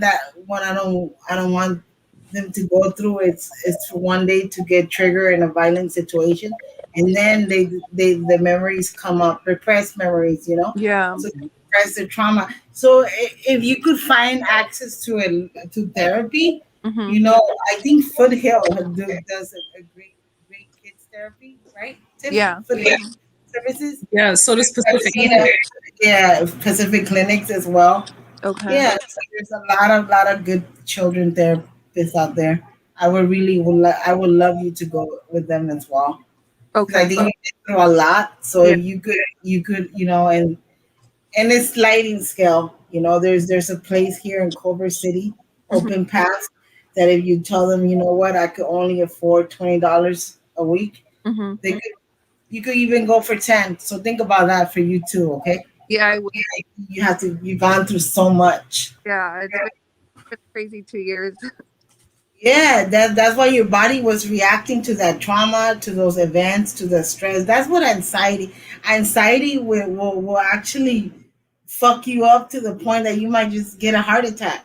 Yeah, and That's I didn't understand it. I didn't know, like, I always heard stress was a silent killer, but I didn't understand it until it happened to me, where it was just like everything just crashed. My Yeah, whole because you body. were not even sleeping. You're not able to concentrate. You're barely focusing now. What I like about you and your energy is that you starting to dream again, sweetheart. Yes. Yeah, so you starting to dream again. You starting to focus again. You starting to do certain things. You know that with your degree, you could also work at places, okay, at other places with your Hmm. degree Yeah. as a case manager, as a social worker. So I don't want you to. There's a lot of social workers that got criminal justice as long as it's under behavioral science. Hmm. You should be. So there's no closed doors. All right. There's Right. no closed doors with that. So you got open doors. All right. Okay. There's a lot of rehabilitation facilities. A lot of shit. You want to work with population. Hmm. There's people concerned. There's a VOA. Hmm. Get a job with Volunteers in America. Yeah, Like, I'll have to apply. yeah. Yeah. I know you'll get a job. Don't worry. Yeah. Thank you. Very, very fair. Thank you so much. I appreciate Sarah, it. I Yeah. need I need you to email me and inside the subject line put Sarah from the live. I have something to tell you. Okay. I'll All email right. you today. Thank Thank you you so so much. much. Have a good Yeah. one. Bye bye. Bye. Wow. Um, Her story just really brought back memories from the shit I went through when I was sworn, but man, oof, I'm so sorry she got to go through that. I'm sorry you went through that. Yeah. Mhm. I want to give a special shout out to TMK Media. I see you in the chat. If you guys get a chance, go over to TMK Media's YouTube page. He does a lot of great work. And the last video he did was riveting about human trafficking. You guys know that's one of my passions, to protect children from human traffickers. Yeah. So he does really, really good work. He does the production and everything himself. So All I right. just I wanna need I to just check wanna him out. tell you, yeah, you definitely should check him out. Definitely subscribe to his channel. Okay, you guys, we don't have anybody backstage. Usually my back room is flooded. So if you need to come through, this is the time to do it. But yeah, oh my gosh. Wow, that poor girl, Sarah. I know what it feels like. The poor girl Sarah, poor girl Ash too. I was setting her up to get rid of her. Oh my god, that was funny. You're like, yeah. As soon as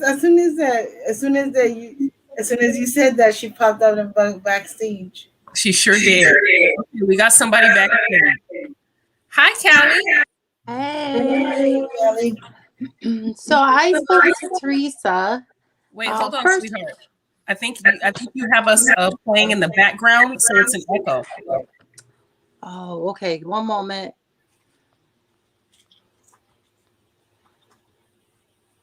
Um, Say hmm, something. Yep, there's an echo. I don't know how to fix that. You gotta close out of YouTube and just keep StreamYard open. Okay, keep StreamYard open. Exit audio.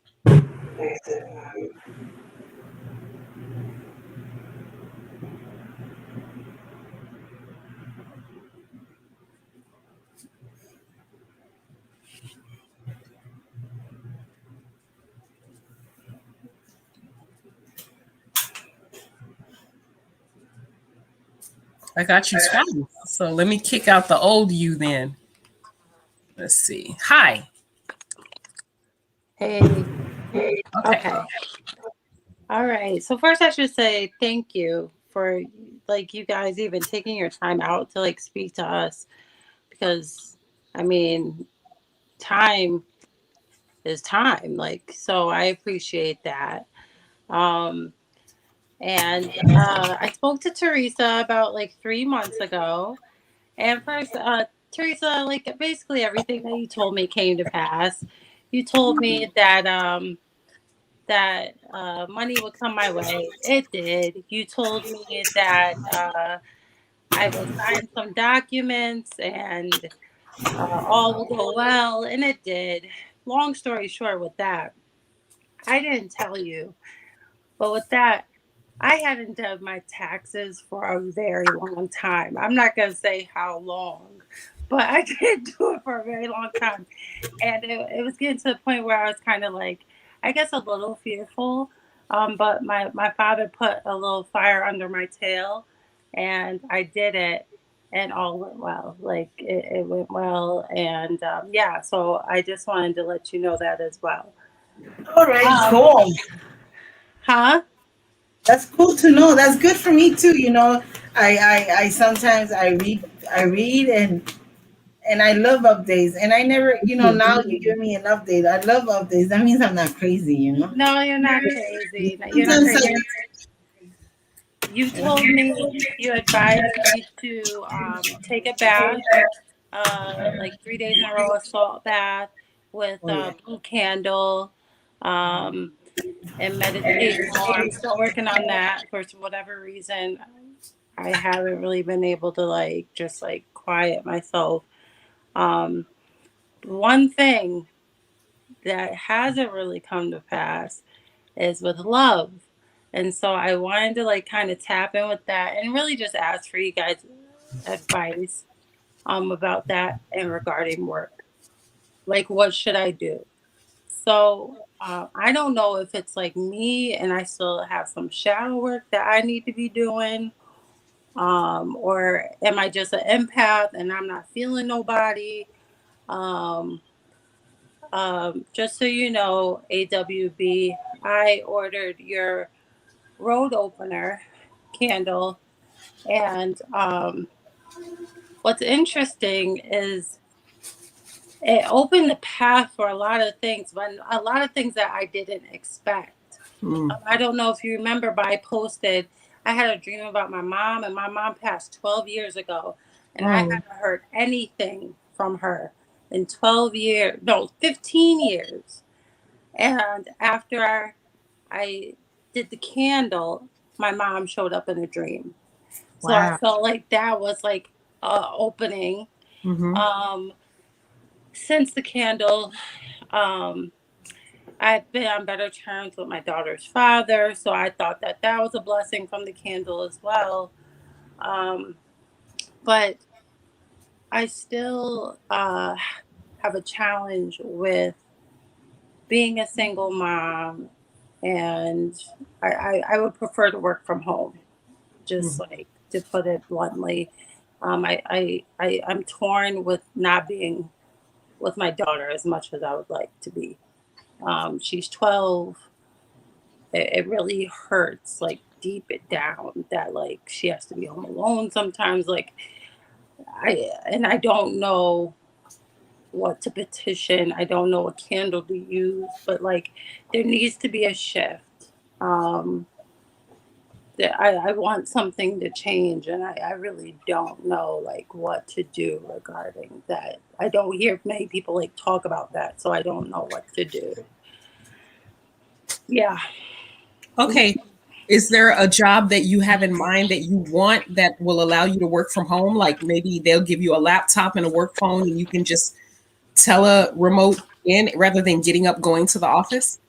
Not within like not what I'm doing. That's not possible currently. Have I been applying for jobs like that? Yes. I don't necessarily know if like my resume attracts or is catered to that type of position.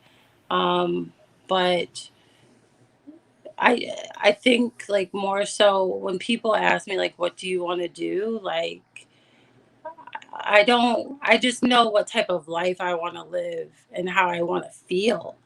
I don't necessarily know if it's like I want to do Yeah, this. absolutely. It's more so I want to live this type of lifestyle and I just want to be happy, We'll get back to whatever that Remember may that be. and I'm gonna go back to that ritual that I gave you during our reading. Remember that I told you that for 15 minutes you're gonna have to manifest what you want. Remember? So if you go back to that ritual that I gave you and actually do it with a lot of faith, obviously, and manifest. Because remember that I told you when you leave the paste on you, the that I taught you how to make and put it all over your body. So that unblocks energy, okay? So Okay. that actually it's almost like a road opener. Okay. If you do the ritual and then you light the blue candle and then you light your road opener, it's like a booster, like a Okay. firecracker. Because that ritual, a lot of my clients have done it. I don't know if they're here, but that ritual I always give it. I try to give. I don't give it to everyone because there's a catch to it. If you're somewhat spiritual, you will get messages. All right. Okay. I gave it to a very dear friend of mine, and he said that he had crazy, crazy experiences.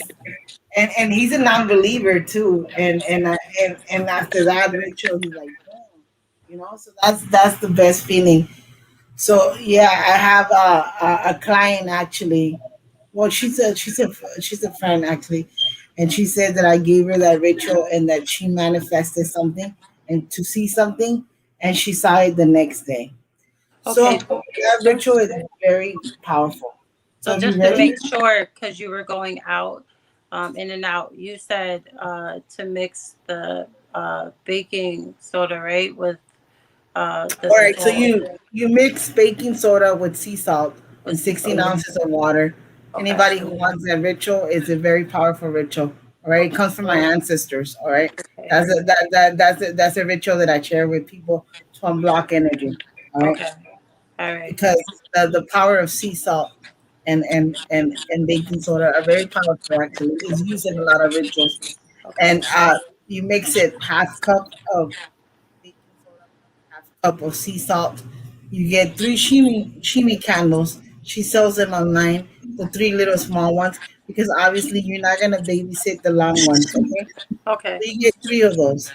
You mix your ingredients together and then you make a paste again. All right. You take a regular shower. All right, a regular shower, and then you get the condiments. You put them on your neck right here, and the bottom, especially in the bottom of the heel, because that's where you pick up all the energy from your feet. You know how people walk around with no shoes on? You Yeah. pick up stuff. All right, and it sticks together, and Okay. it's like your body cleansing, energetic cleansing. Okay, energetic cleansing. That's what I call it. And then you light the candle, or, the blue candle, the sea salt represents Yemaya, road opener. Okay. And then you get that, you burn it, you burn your candle, all right? For 15 minutes, you let the ingredients sit for 15 minutes and you manifest whatever you want to let go and whatever you want to receive. You just told me, I want a better job. I want to spend time with my daughter. I want this. We'll start doing your groundwork, do the ritual, and then I want you to get a road opener, light that thing up, light it up, manifest it. Do a lot of faith. We do it with a lot of faith. All right. Also, Okay. you said you're having love problems and that hasn't come to pass. You Yeah, know, I don't know. Like, I guess it's love problems. Like, so you said that, like, I would probably be in a relationship by August, right? And, like, I don't know. Like, I don't know if I just need but some the month more. hasn't ended. So let's see if you. I'm gonna do a quick reading, a quick love reading. So let's see. But yeah, as far as manifesting your abundance, manifesting your job, there's magic that you could use, positive magic, and those are the things that I always recommend a road opener. I always recommend the energy, the unblocker. I don't usually. I tell people if you guys are not ready to see things, then don't do it. You know. Oh, you So advised me too to get mugwort and put it under my pillow. I started remembering and having my dreams. Yes. I never used to remember my dreams, never. It's- And then, yeah. It'll bring it back to you. Mugwort. But yeah, if you drink it as a tea, make sure you're not pregnant because it will cause you to miscarry. mm,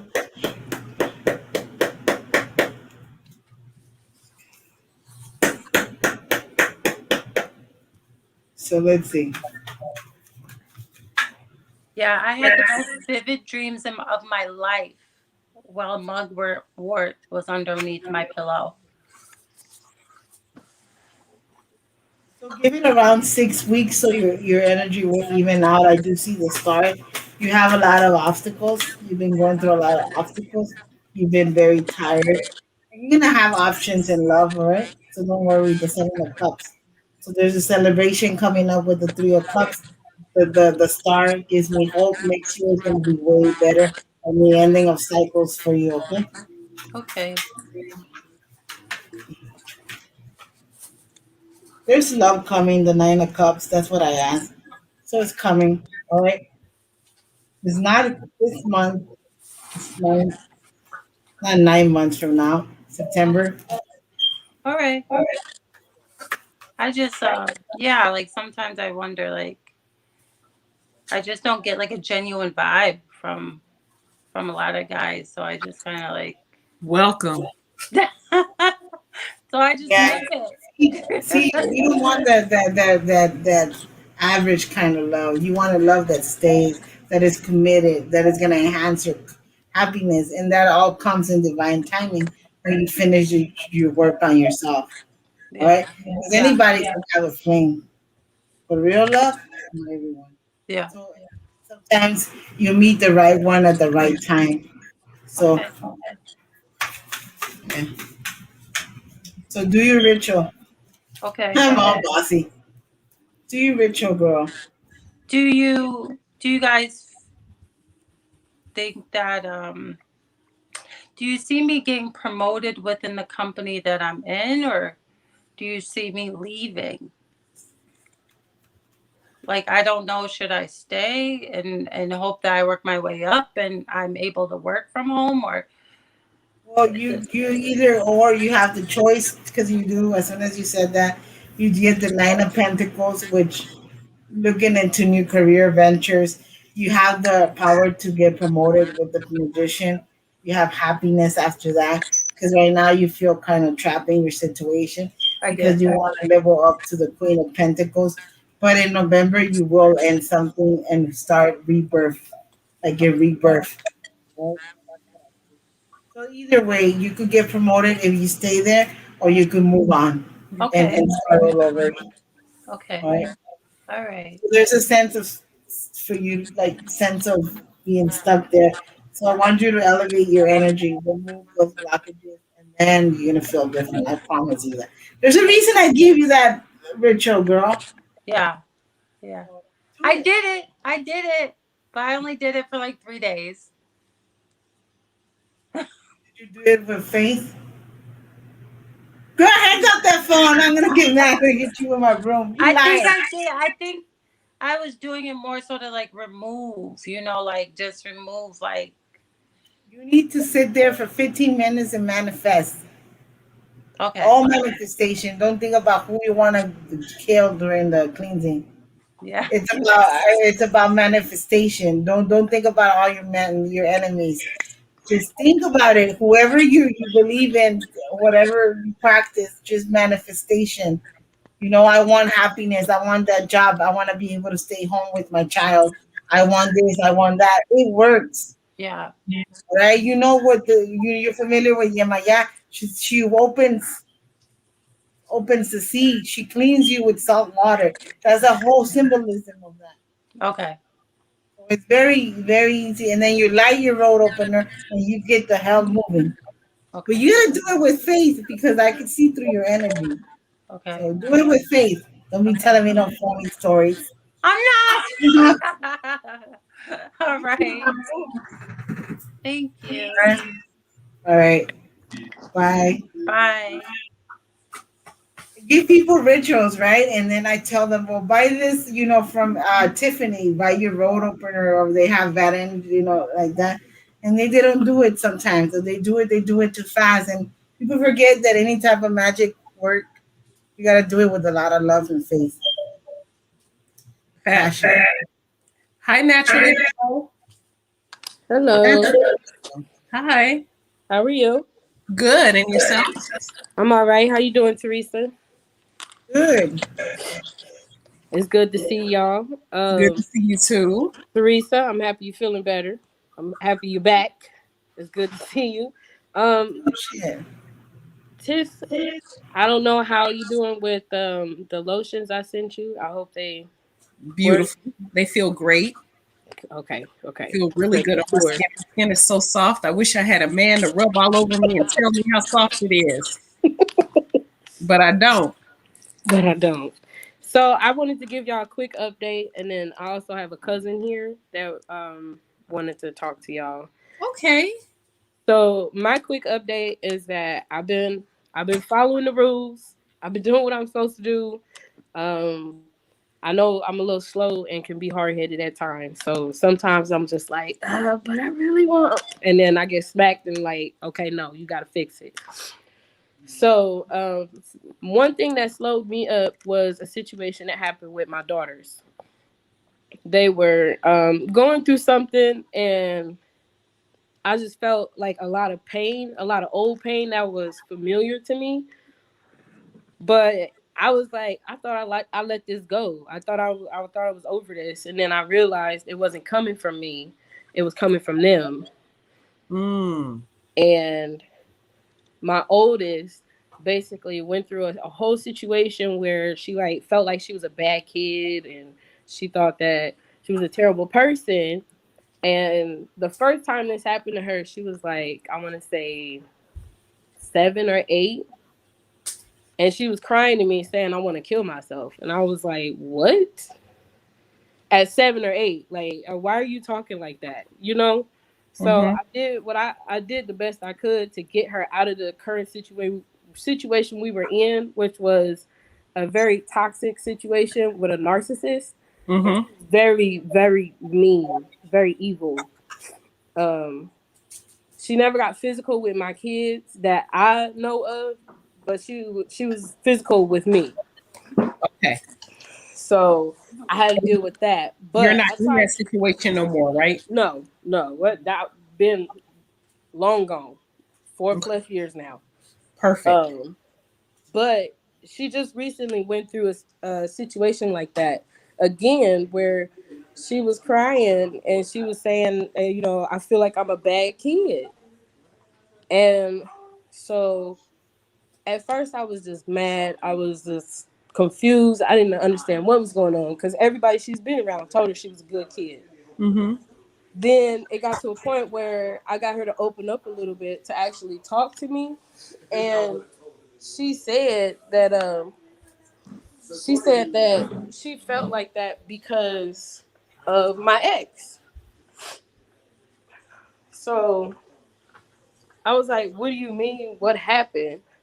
Then both of my kids told me, "I don't remember. It was that bad that I blocked it out."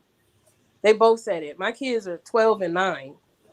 How old were they at the time when you were and her were together? From what age to what age? Um, I want to say my youngest was in diapers, like maybe not even one. I met her when my baby was 4 months old. Okay. So I was talking to her from that point up until, yeah, like almost 5 years ago. Okay. So they, like I said, they won't tell me what happened. I know what day they are referring to.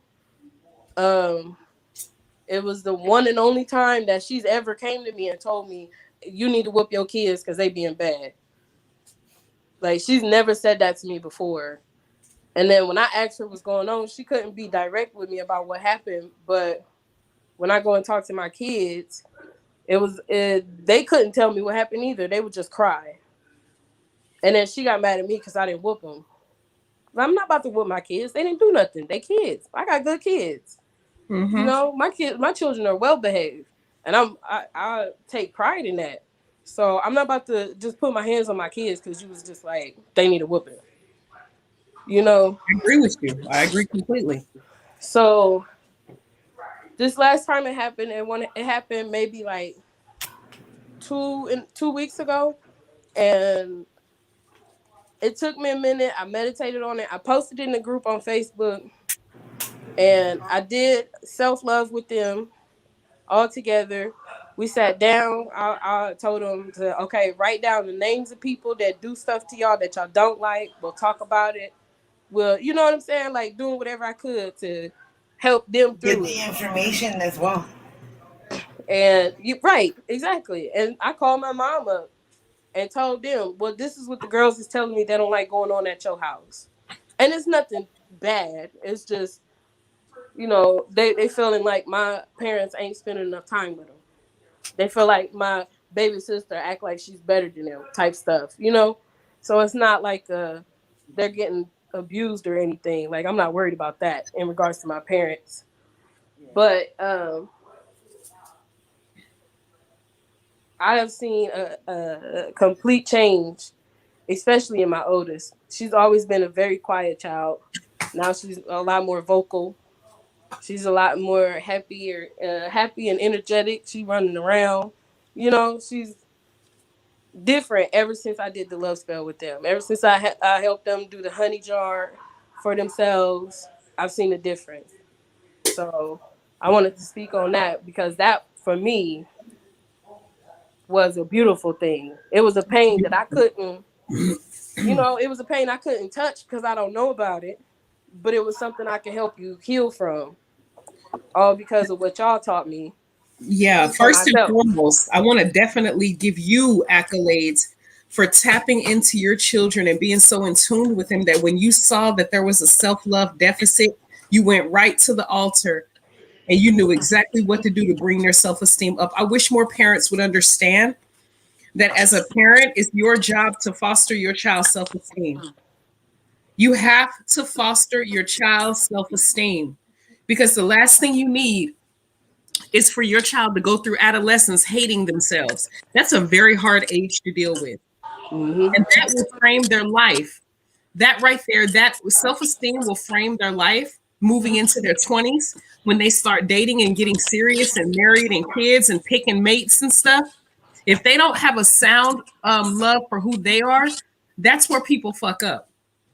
So I'm glad you love them enough to do work, to tap into the ancestors to help boost your children's self-esteem and keep doing it. Don't stop. Just keep teaching them and telling them how much you love them and how much they should love themselves. Definitely, because I wanted to reassure that my children never got the treatment that I got growing up. My parents were very much just mean. My parents was my bullies growing up. Oh, wow. And so was my older sister. So I was in a house of 3 bullies on top of being bullied outside of the house because I was little, So I never wanted my kids to deal with anything like that. Right. I Right. make sure that they understand, like, hey, once I'm gone, y'all got each other. That's it. Y'all not going to be picking on each other. I'm going to raise y'all to love each other, respect each other, still be independent, but know that you can depend on your sister if you need to. Mm-hmm. I'm basically trying to teach them everything that I never got. Everything that I wanted in a family is what I try to teach them. So, Well, I appreciate that and I love that. Thank you so much. Now, what's going on with your cousin? it's a lot going on with her. She's a very quiet type. Come over here. Hi, Tyler. Here you go. Yeah. You call the door. I thought he was sitting there. Hello. Hi. How are you all? We are well, and yourself? Good. All right. Yeah, he has to answer whatever you desire, Okay. man. I have a question about love. Why am I having so many problems finding love? What type of problems are you having? Nobody wants to be fully committed. Ever. Oh, that ain't your problem. That's a problem every woman is having. These men is on some bullshit these days. But I don't think you should personalize that for you. Have you had issues with dating in the past? I guess I would say yes. Yeah. How's your self-esteem level? I believe it's okay. Okay. Mm-hmm. Then you shouldn't personalize and say you're having problems because words are spells. That's why it's called spelling. Spelling. Okay. Yeah. So it's not even you. Like I don't know what the hell's going on with these men. I don't know if they got some collective spell on them, east to west coast, north to south. I don't know. But it's like a lot of them want to have their cake and eat it too. They don't have no problem digging up in your guts. Mm-hmm. But a relationship is where they draw the line. They need time to think.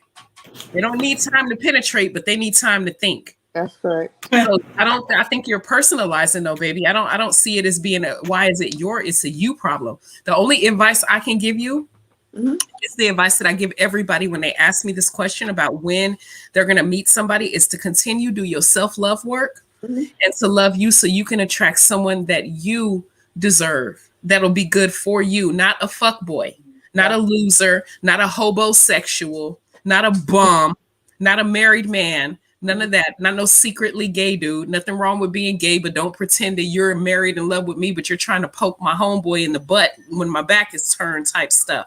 Mm-hmm. You know, you just do your self-love. Okay. And keep your self-esteem at a sky high, because where we mess up is when our self-esteem is low. It's like when you're real hungry and you go grocery shopping. Right. You mess up and spend way more money and buy shit you know you shouldn't be eating. Right. But if you have a full stomach and you go grocery shopping, you'll make better choices. Absolutely. I agree. Your hair's pretty. Oh, thank you. Okay. That was my main question, but like you said, I'll listen to what you said. Well, thank you very much for tapping in. I appreciate you. Y'all have a good one. You too. Bye-bye. Bye-bye. Oh my gosh. Everybody's having issues in love. Everybody.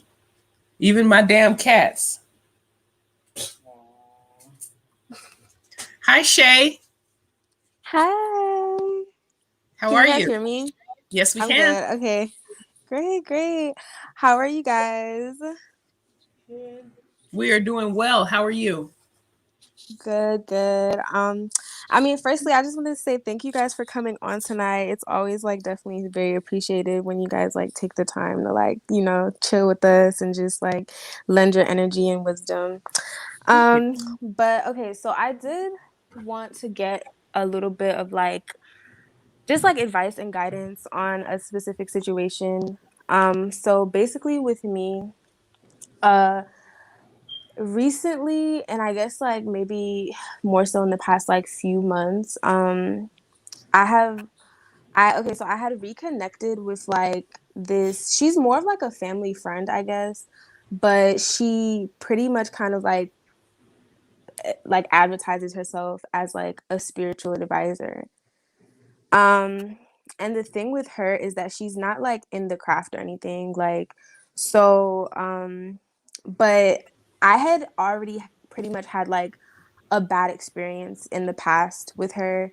And as far as just overall what I feel like her, like what she does is I feel like she kind of and which I've seen her do with like even with people in my life that were close to me, or that are close to me, is that she pretty much like seeks people out when they're like in their most like vulnerable state, or she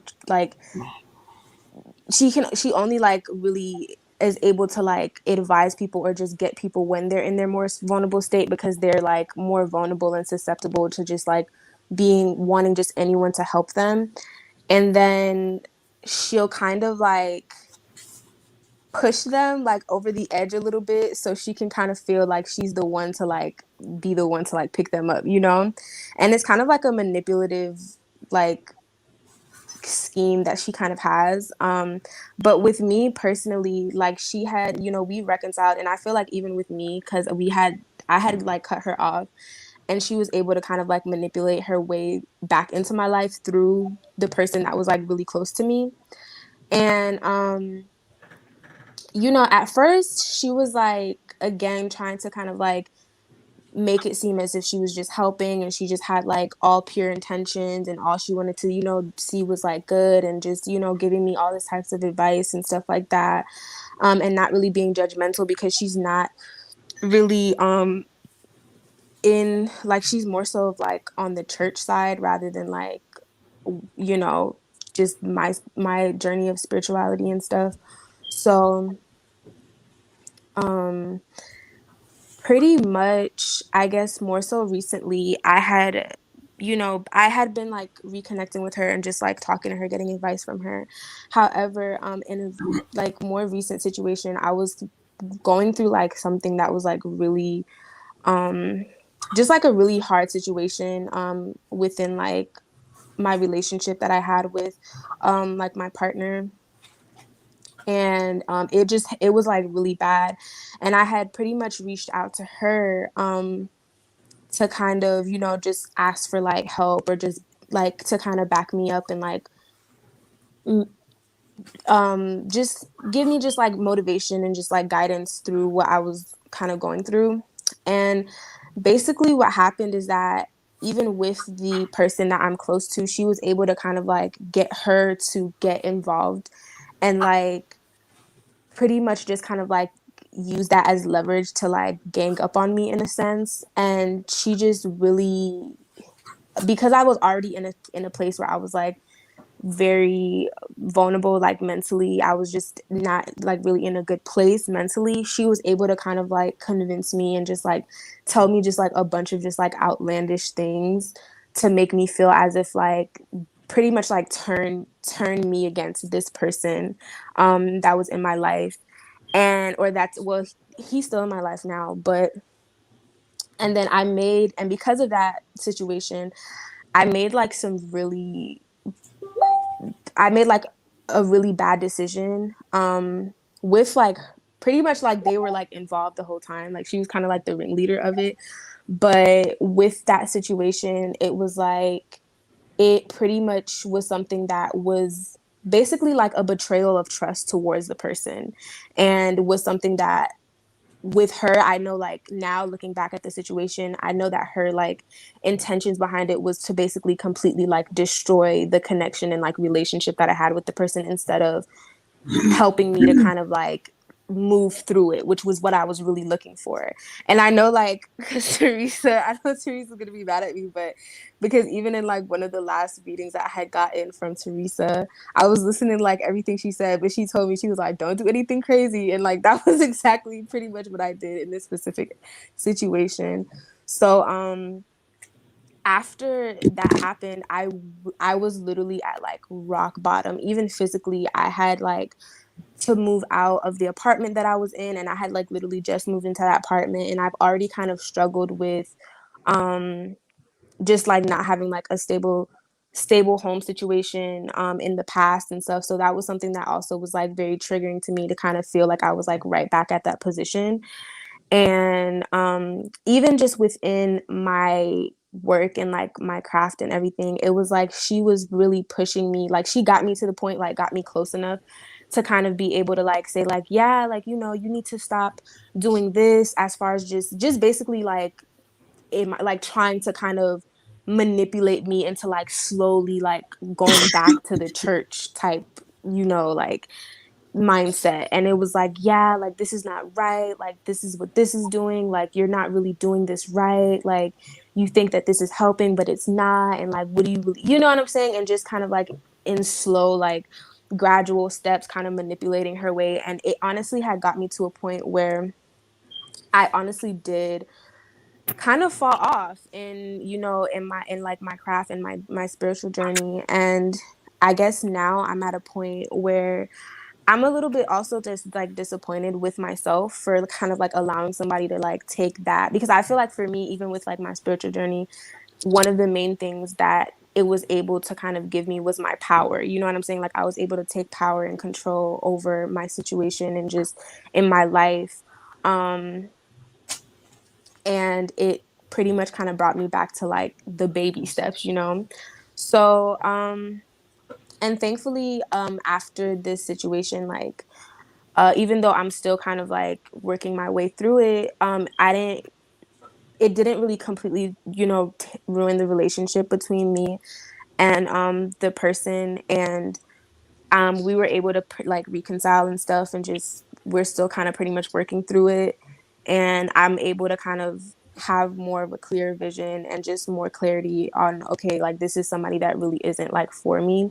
However, I did want to get just advice on just what would you guys recommend for somebody, I guess in my position where I feel like I'm kind of starting fresh when it comes to, I wouldn't say my whole spiritual journey, but in a way, I guess you can say that, just really just getting back into like owning my power, and like even just leaning more on my own understanding and not being vulnerable enough, even if I'm in like a position to not allow like people like that back in, to be able to Well, like. this is what Mhm. you do. Mhm. Make sure your nose work. Because that Mm. whole story you just told me, the only thing I can think of is that that lady was some stankin' ass coochie energy. So anytime you're around stank coochie energy, you get you a spiritual douche and you move the hell on and get the hell away from people like that. Those Yeah, people period. I do not even associate with. My skin crawls when I'm near them. Soon as I get a whiff of that funky ass coochie, I exit stage left. You entertain the smell. You were breathing all in the puss fumes to the point where it fucked up your spiritual walk. The Mm. mistake you made where you need to kick off in your own ass is because you allowed the shit, even though you smelt that shit coming. She smelled like fish and disease, and you kept her around. Mhm. So, what you want to know what to do? You start from ground zero, build yourself up, take this as a learning experience. The next time you are around some funky ass energy, you know what it feels like, you know what it smells like, and you move the hell around. Don't even associate with them. I did video after video after video on my YouTube channel about protecting your energy and pulling your energy back from non-serving situations. This was a non-serving Mhm. situation. But the only mistake you made is you didn't pull your energy back. This is why I tell y'all Right. you have to be tapped in and do your groundwork and build that relationship with your ancestors, because when y'all get around some stank ass coochie energy or that funky dick ass energy, ancestors will warn you and they'll let you know what it do and they'll let you know what it don't. So get you a spiritual douche, i.e., some sage, some frankincense, bomb the hell out of your space if you can, Florida water, whatever it is, whatever your cleansing tool is, and cleanse yourself, learning experience, and move the hell on and ascend from here. That's what you do. Mm. Same. I really Same here. appreciate that. Yeah, I really do. Stop giving That people was too pretty many much. chances. Move on. Yes. That Yeah, part. definitely. Real. Yeah, I You have really me. definitely needed to hear that. Yeah. Stop giving people too many chances. Move on. We have to do it with family. We have to do it with love. We have to do it with coworkers. We have to do it with friends. That's just the name of the game. And just because somebody cool with you today, don't mean they're gonna keep that same. You know, sometimes people switch up game, be serious. Mhm. So Mhm. you just have to always be on guard and protect your energy. The only reason why you fell victim to this shit because you weren't on guard. She saw you coming, and when she hit your ass with that Right. right hook, you kept rolling with it. Just take this as a learning experience. You're early, you're new in your craft, you just learned a lesson. And the sad part about experience is a horrible teacher. I know people say, oh, experience is the best teacher. Bullshit. Experience is a Mhm. horrible teacher because it'll give you the exam.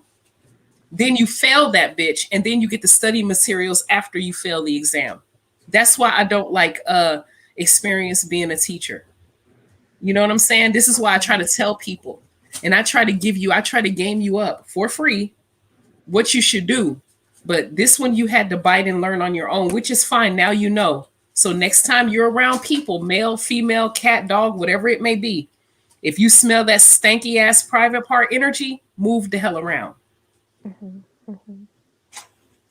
And don't kick your own Okay. ass so much. Everybody fuck up here and there. Shit, we all do. That's what accountability is Yeah. for. You right here, What I just heard is full accountability. You know you where you were wrong. You know that where you messed up. You seen how you could have made a better choice in your friendship. And that's okay. You live and you learn, but now you know. So when you know better, you do better. Right. Mhm. And that's, yeah, I think that's honestly, you kind of hit that on the nail for me because that's something just in general I feel like I struggle with a lot is I guess just being like way too hard on myself. And even like after, even if it's like a situation with accountability, it's like I'll kind of beat myself up to the point where like I'll just get like really low mentally and emotionally. But okay, so with that, like, would you recommend like doing like self-love work for that? Like, would that help with Oh, I kind of always recommend doing lessening self that? love. Yes, you always do self love. Okay, Always. You that's just part of your routine. And cleansing and protection, part of your routine. So that once okay, you walking down the street and you smell a whiff of that funk, now you'll know what to do because you're well aware. So yeah, definitely. right, okay. Thank you guys so much. You're I more than definitely feel like welcome, I needed Shay. to hear like those Welcome. words. Feel free to But yeah, rewatch thank you this, guys. rewatch it again and again. Tap back in and let us know. We love updates, okay? For sure. Okay, praise. Oh, okay, and like really quick, because I know I'm sometimes really bad with the updates with Teresa, but yeah, so I've been listening to everything, and you already know like everything you say is always on point. So I've been like listening, even just I've. It's so crazy because like literally even things in like past readings that you've told me are now coming to pass, even like after I kind of messed up.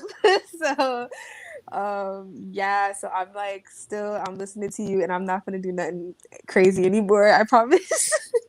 Uh-huh. So, you know.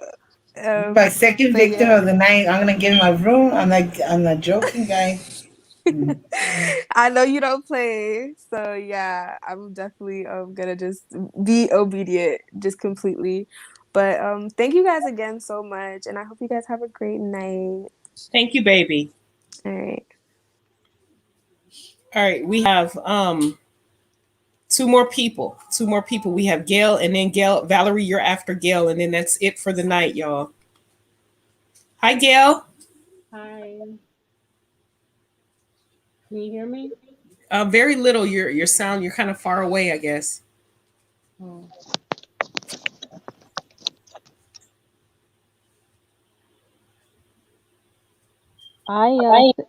Can you hear me now? Yeah, we can hear you. Okay, I text Teresa. I'm Teresa. I'm the young lady about the son, my son. Can hear her.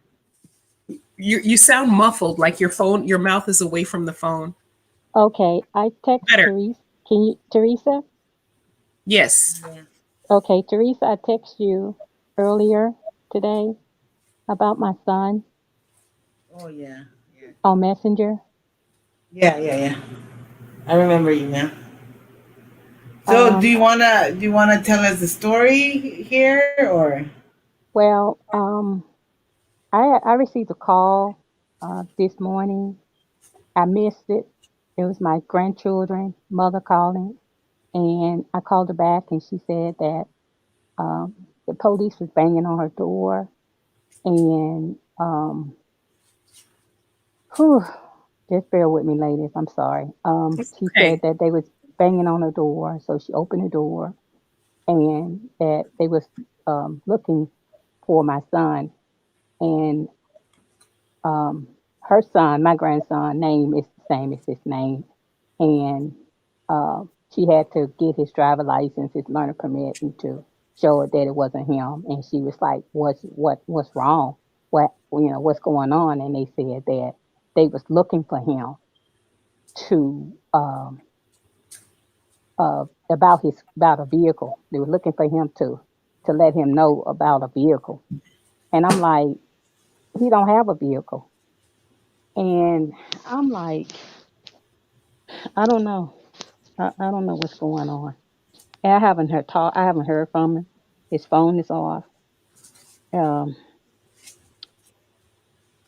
his Facebook thing's gone. His messenger gone. I don't know how to get in contact with him. How long has it been since you heard from your son? Probably about 5 days. You're worried.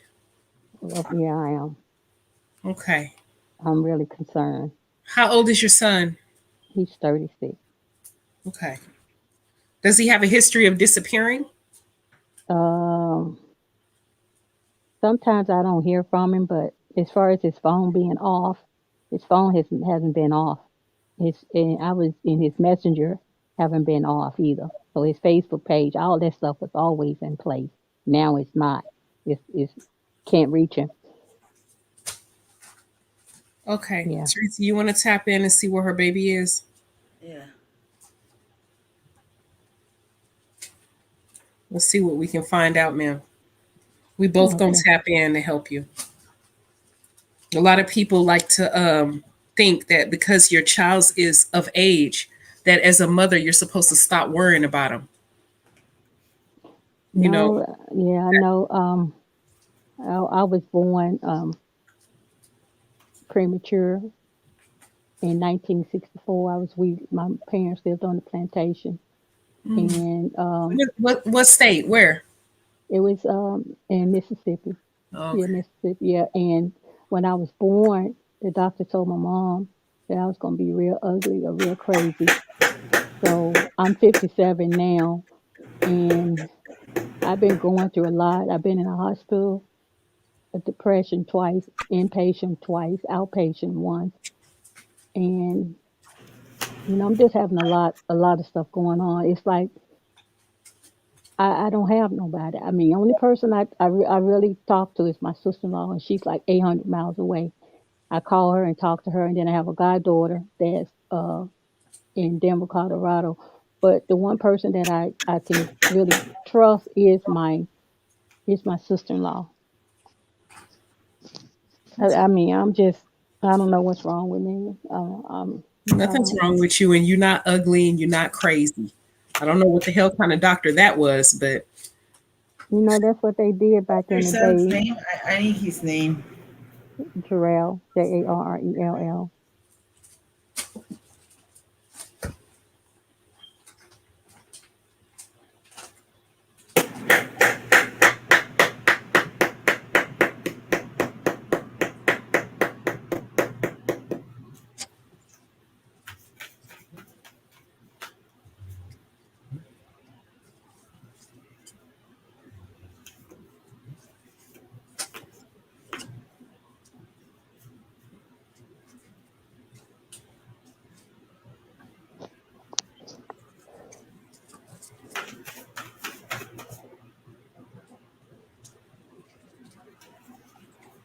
So the first cards that fell, he came out as the King of Wands. He's a very feisty man. He kind of confused about something, having Yeah. options, and he felt stuck with something in limbo. And it's regarding family. I'm sorry. What you say? He's feeling stuck about family. It's almost like some kind of confusion over family, and something went down because he gets the tower. So sudden changes, a breakthrough, and the truth is coming out soon. Uh,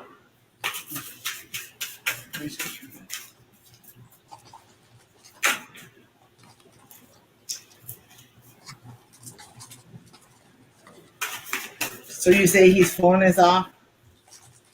Pardon me? You say his phone is off, Yeah, it's off. It's like it's off. and he's not in jail or nothing like that. You say.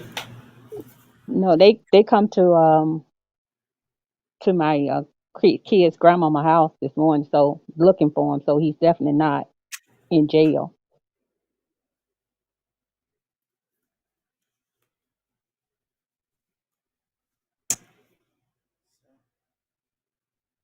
There's other people involved. I see another man here.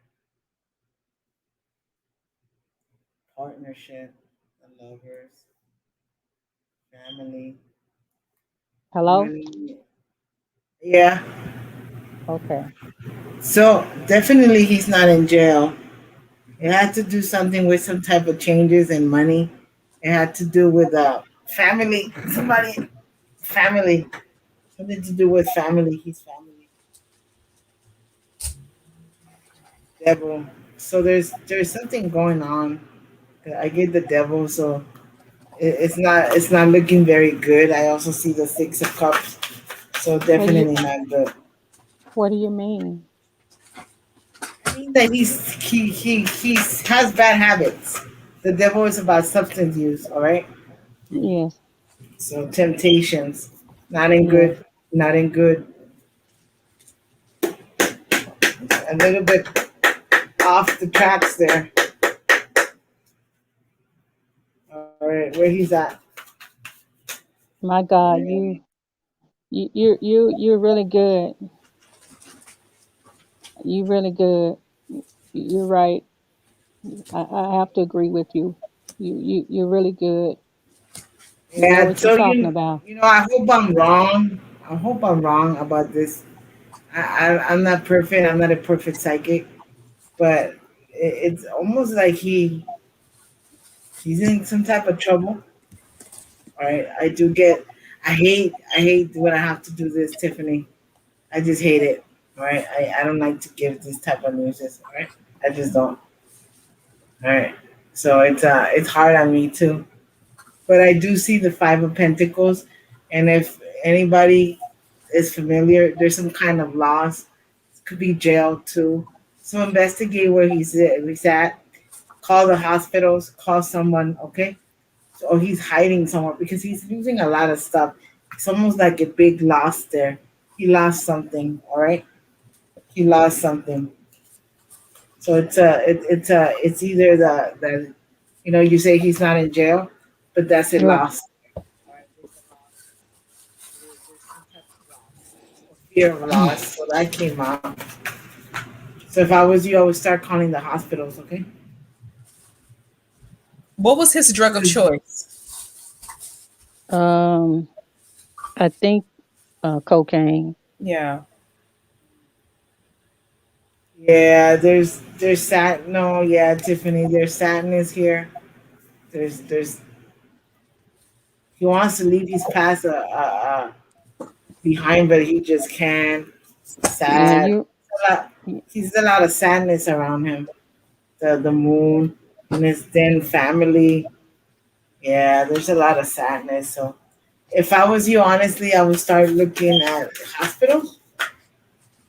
Right. Yeah. So let me ask if you would be.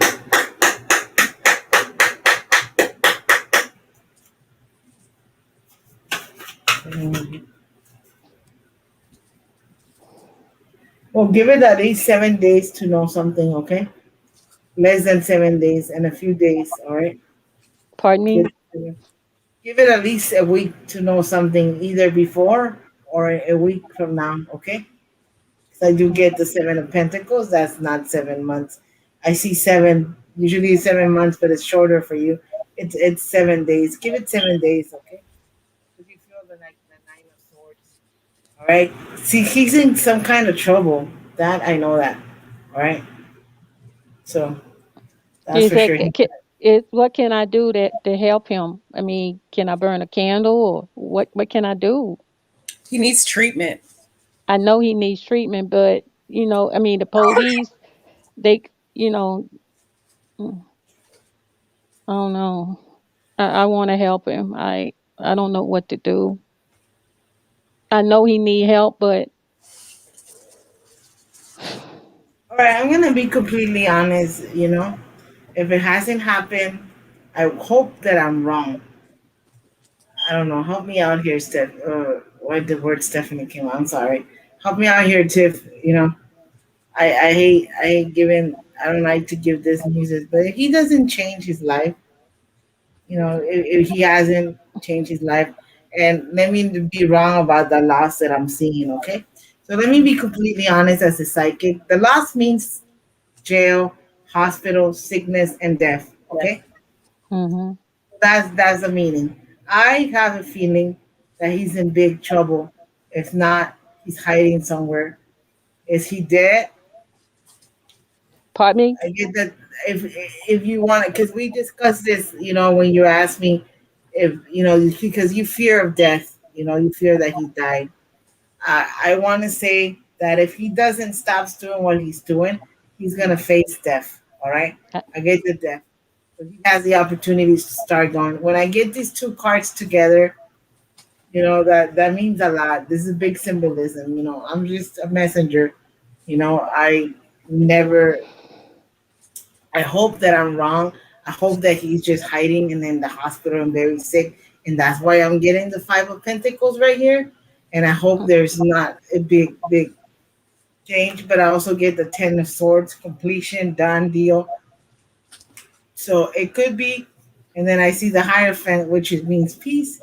So I hope he gets it together. I hope that he didn't expire. I'm so sorry. I'm empathetic. I swear. I don't want to give this news, but there's a possibility that he's in danger or hiding somewhere or just hide somewhere. Regardless, he's in danger. Okay. I don't like to predict death. That's not my style. Tiffany knows me. So, but if he doesn't change, let's say that he's in the hospital sick or he OD somewhere. I don't know why that word came out. He needs help. All right. I hope that I'm very wrong. I hope that I'm wrong. I wouldn't, Tiffany. I would not be cocky about this. I'll take it, and I'll be happy. Mhm. Do you see anything different, Tiff?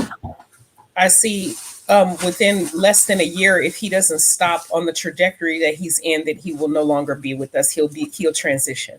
Yeah. I know, you're right. I agree with you. I know. I And give it 8 to 12 months.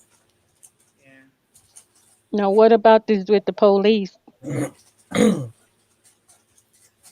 the car I or think something. probably one of the it's some I don't know the situation surrounding the case, but with the future that I see for him, he'll be so much better off in custody. And I know that may sound bad, but I would rather see him in custody, in treatment in custody, than where he's at right now, what he's doing. Hiding somewhere. That's what he's doing. So if it were, I would be happy and hope that the police find him. And I know that may sound insensitive, but that's literally that's what I see. So there's no like candle I can burn to try to, help him. What type of help do you want to give him, maybe? If you want Mm. help so that the police don't find him, I highly recommend you don't do that, because at least you'll know where he's at, and at least you'll know that he's somewhere. You'll know where he is, and you know that he can get he can get in custody substance abuse classes and treatment. They don't care nothing about these, I mean, he's been dealing with the court system for a very, I mean, they don't do that kind of stuff here. They Oh, just don't. They don't care about these people. They I, don't. I hear I you. mean, I'm being honest with you. I mean, I don't have the money. I mean, if I had the money, I would I would put him somewhere so he could get some help because that's exactly what he needs. He needs some help. And I know that, but it's like when you don't have the money, you don't have no insurance, what are you supposed to do? I mean, it's just like a vicious cycle. It's just like it keep going, going, going. And I know, and I was telling my sister-in-law, I say, I just he just been on my heart, and I'm like, God, please save my son. Please save him. And please save him. I don't want to go through that. It's been so many deaths in my family, and it just been so much death. And it's like 8 people died in our family in 2019. 8 people. It's like they were just dying. My niece was killed. She was 8 months pregnant. She was killed, and her baby died. Then 2 months later, her brother was killed. And it's like it's just so much death. I mean, we've been dealing with for a long time, and it's like I don't want to go through that. I don't want to have to go through that pain. I mean, I listened to a young lady last night that you all was talking to that lost her grandmother, and it's just tore me apart because it's like, I know what y'all saying is right on the money. Y'all are so right. I mean, you guys are, I've been trying to reach out to different people to just somebody to just please tell me what to do, how to handle this thing, because that is my child, regardless of how old he is. No mother Right. wants to lose their child, and that it can be prevented. You know what I mean? Right. I mean, I've been going through so much. You guys would know all the stuff that I've been dealing with my whole life. I'm just, and then nobody is ever been as real like you, Tiff and Teresa. You guys are the real deal. I mean, I was kind of, like, is this real? But you guys are real. I mean, and I thank y'all for it. I didn't want to hear it, but I knew that I had to. I've been trying to figure out how to fix this thing so I could come on, and it's like, who, I don't know, God, if I'm ready for this, but I need to know what is going on. I want to help my son. I mean, they tried to do something to him in 2019. I don't know, and they had to dismiss the charges. And it's like, is it, Do you guys have any family that he can go stay with out of the area? no, let me tell you something. I don't have no support from my family. I truly don't have no support. I'm here. I have an older son, a daughter, and my grandkids, and my son. That's what we're talking about. I don't have nobody here. I've been Okay. here almost 30 years, and there's not one person here. And then family. I don't have no family. I don't have no family. Okay. I told you they say I'm crazy. You're not crazy by no means. You just crazy want to protect your son. If that make you crazy, then Teresa crazy, I'm crazy. We all crazy. Yeah. You know, any mother or father watching you right now understand and can empathize and sympathize what you're going through. So let's set a game plan. Is your son receptive and will he go to treatment if the opportunity is offered to him? I believe he will. I believe it. I really believe that because he told me like 7 years ago. He said, "Mama," he said, I need help. I can't do this." He said that to me 7 years ago. He said it, and it's like this divorce that we went there. That divorce, man, it messed them up. It's like, and he don't care. He goes around talking about his kids, and I can't. I want to call him, but it's like, why call him? Because his wife don't even care anything about his children. My daughter lived with them, and last year he told her, he wrote her a letter, and my grandson, she lost her apartment, she moved in with them, and he told her that she had to move out. When she moved out 2 weeks later, he moved his wife, daughter, and her 3 kids in. They was calling my grandson, he not gonna make it, you need to go in the military, you're not gonna make it in the NBA. This is the kind of stuff that they was doing to my grandson when my grandson was over there living with them. And it's like my daughter, she's against me. I mean, it's my oldest son. A lady told her that she needed $400 to fix him because the woman he with he's gonna die. This is the kind of stuff that people out there doing this kind of stuff to people. Charging people $400. What does she want $400? What is she gonna do for $400? But My son is you saying this girl is gonna cause my son to lose his mind, and you want $400? I'm like, we don't have that kind of money. We don't have that kind of money. I'm like, who does that to people? They around here taking people money, charging people this kind of money. What you gonna do for $400? Right. And then, That and part. then then I got that on my mind. Then my daughter, then my son we're talking about, and it's been, oh Jesus, y'all just, I don't know. I'm just tired. I'm just really tired. Honestly, I am yeah, tired. just know that it's not your fault.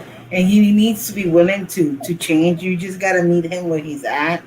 I know it's painful. I mean, I'm a mother. You know, anybody who's has kids, even pets, any parents. And the last thing we want to do is to lose our child. I cannot picture my life without my kid. Honestly, I can't even think about such thing. And I no, and you were right. My mom used to say exactly the same thing that you just said earlier to me and Tiffany. No matter how old we are, we still your kids. No matter how old we are, my old ass, So it's my mom will always be my mom. Now she's in spirit, but she'll always be my mom. I'm always gonna be her kid. So that's important. My daughter is gonna be my daughter, no matter how old is she. So that's important. So I don't want you to stop blaming yourself. He needs to he needs to want the help. What happens with addiction is that it's a disease, and he has to be willing to go and get the help, because if he doesn't, he's gonna lose his life. I'm I know. completely honest. I I'm know you're very right. I hesitant. know, no, you're right. I, I know what you're saying is the truth. I feel it. I feel it. I say if he don't get it together, he is not going to be here. And it's like, how can I help him? It's like my love is not enough. He just ain't enough. and it's not that your love is not enough. It's just it's a disease. So addiction, that's what addiction does. They don't think straight. They're not mentally stable. Drugs mess with your And he's brain. not. He's not. You're not He's not. mentally stable. He's not mentally stable. He's losing everything. They become hopeless. So you just gotta encourage him. You gotta give him hope, and that's a lot of work with for you, because you've been through a lot of losses. But you also don't want to give up on your son. So that's important. Okay. So you're gonna have to tell him. If this is just. I hope that I'm wrong. I hope that I'm that he's just stuck somewhere hiding from the police, and he did. I hope that he didn't OD. I hope that he's okay. I hope that he's in the hospital getting treatment. I just hope so. All right. If he gets the other chance, like I said, he'll still be in danger of losing his life if he doesn't get the help. Okay, that's very important. If he doesn't get the help, he's gonna lose his life if he hasn't already. I just gotta tell you the truth. All right. So that's very important. I'm not. I hope that I'm wrong. I hope that he's just hiding, which I feel that he is as well. But I also, Tiffany, I feel death very close.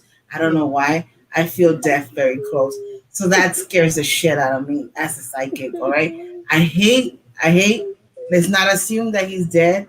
Let's not assume. I hope he's okay. I hope that between today and 7 days, you get the news that he's okay, that he was just hiding and he's not dead somewhere, okay? So let's just hope that. Because he could be just hiding and he's just close to death, because then he's in trouble. That's for sure. That's no joke. So just know that, okay, man? I don't wanna I I know. I don't want know. I know. I know. I know. I know. I just gotta be completely honest, because I do practice honesty with I'm a practitioner that honesty Oh, is number Jesus. one. Lord, help me. Please help me. I don't have nobody. I don't have nobody here to help me do this. Don't. I don't So know. Don't have nobody here to help me do this. I really do don't. do you guys have okay, so in California we have something called Medi-Cal, which is state medical assistance, like state medical coverage. They Um, don't have that here. They don't have it here. They Mississippi don't don't have have. like Medicaid or Y- whatever. No, no, you have to be a certain age to get Medicaid. You can get Medicaid, but because of the Republican governor, they opt out of the Medicaid program because I don't have no insurance. I have no medical insurance. You don't have free insurance that we do here, like Cover California No, I or don't have none of Medi-Cal. that. No, none, none. So you mean to tell me all those people that are like being victims of COVID, suffering from COVID, and they don't have insurance? They're just They don't have no insurance. The only thing they have is if you work, if you make $1,200, you can get insurance through the Obamacare. But if your income is under that, then you don't qualify. You don't qualify. you qualify for the Medicaid, and because of the governor is a Republican, they opt out of the program. I've been here 20, almost 30 years, and they have not opt in. They opt out, Ooh, that's sad. so I can't get any And kind I've of been help. bitching about California, but there's nothing like Cali. Yeah, here if you don't have a job, you get like Not Medi-Cal, here. No. welfare, GR, Mm-mm. food stamps, and then if you still don't qualify for Medi-Cal, just cover California, and you get like HMO or PPO for like $19-20. Good insurances. Wow. Um, They don't have like any type of social services that we could look into that is free. Let me see. Not. I'm telling you, I've been dealing with this with him, and with me trying to go get some help for myself. It's nothing. It's nothing here.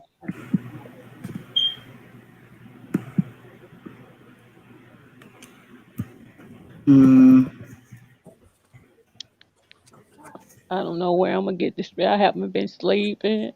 I haven't really been eating that much. mm, Just eat barely enough, just to, just barely. I'm not eating. I'm not sleeping, and it's been going on for a long time. mm.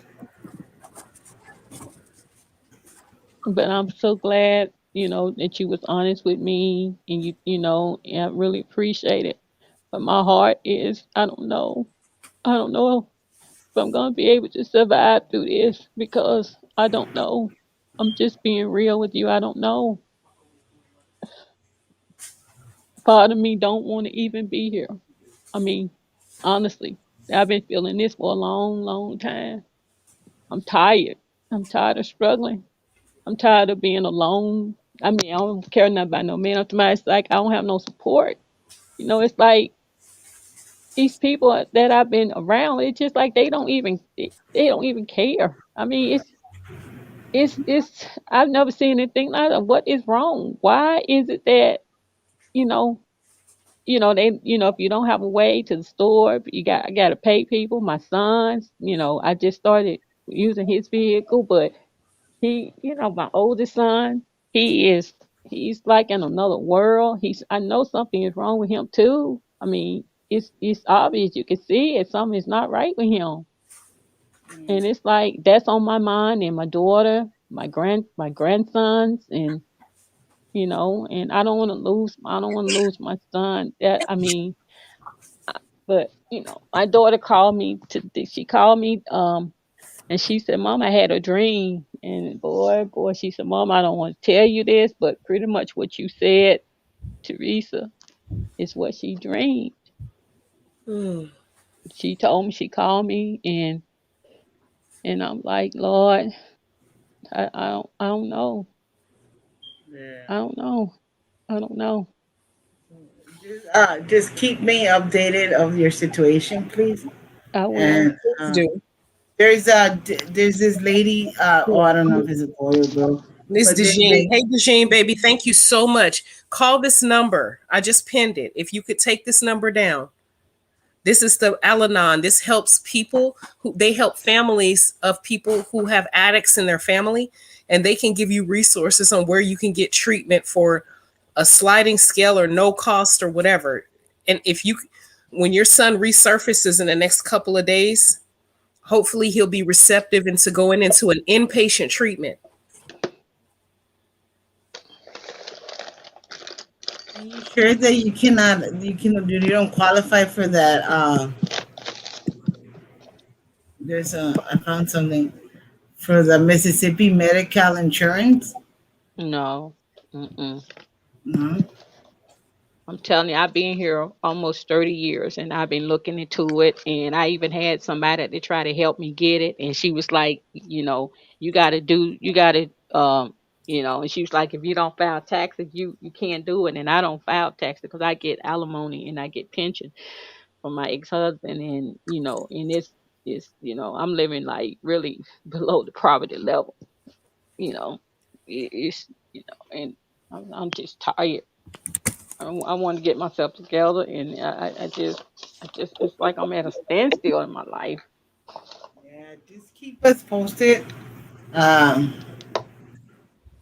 Yeah, just keep us posted.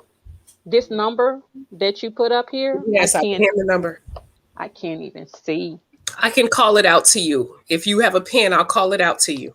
Okay, Let me know when you're ready. okay, I'm Six six ready. 662 Mhm. 846 Okay, 1132. okay. Thank you, Dejane. Thank you, Thank, baby. thank you, ladies. I appreciate it. Love you guys. I love Okay, you thank too. you. Thank you. All right. Wow, that's sad. For somebody in the chat, I think it's Chalet Shorter. You said, what about a 72-hour hold? He'd have to meet criteria yeah. in order to be placed on a 5150 hold, is what they call it here in California. They have different names across the United States, but basically, a 72-hour hold is an assessment. If the person is making homicidal ideations or having homicidal ideations or suicidal ideations, they will be placed on a hold so that they can be evaluated and i.e. or stabilized by a mental health like clinician. Yeah. Not sure this would fit with him because he has a substance abuse problem, but he may or may not be making statements that are HI, which is homicidal ideation, or suicidal ideation. So we don't know if a hold would be effective. But thank you for that suggestion. We got one. We got one last person. Hi, Valerie. Hi, how are you? We're well, thank you. How are you, sweetheart? Um, I'm okay, I think. Um, so I just wanted to know um if you guys would know if like my spirit guide or anyone that have a message for me or trying to give me a warning or something. Right now I just feel like I feel stuck. Okay, how long have you been practicing? Um, maybe like 2 years, but maybe actually a year. Let's just say a year. Let's put it a Mhm. year. Do you do your groundwork? Um, no, Okay, that's why no. you're If I stuck.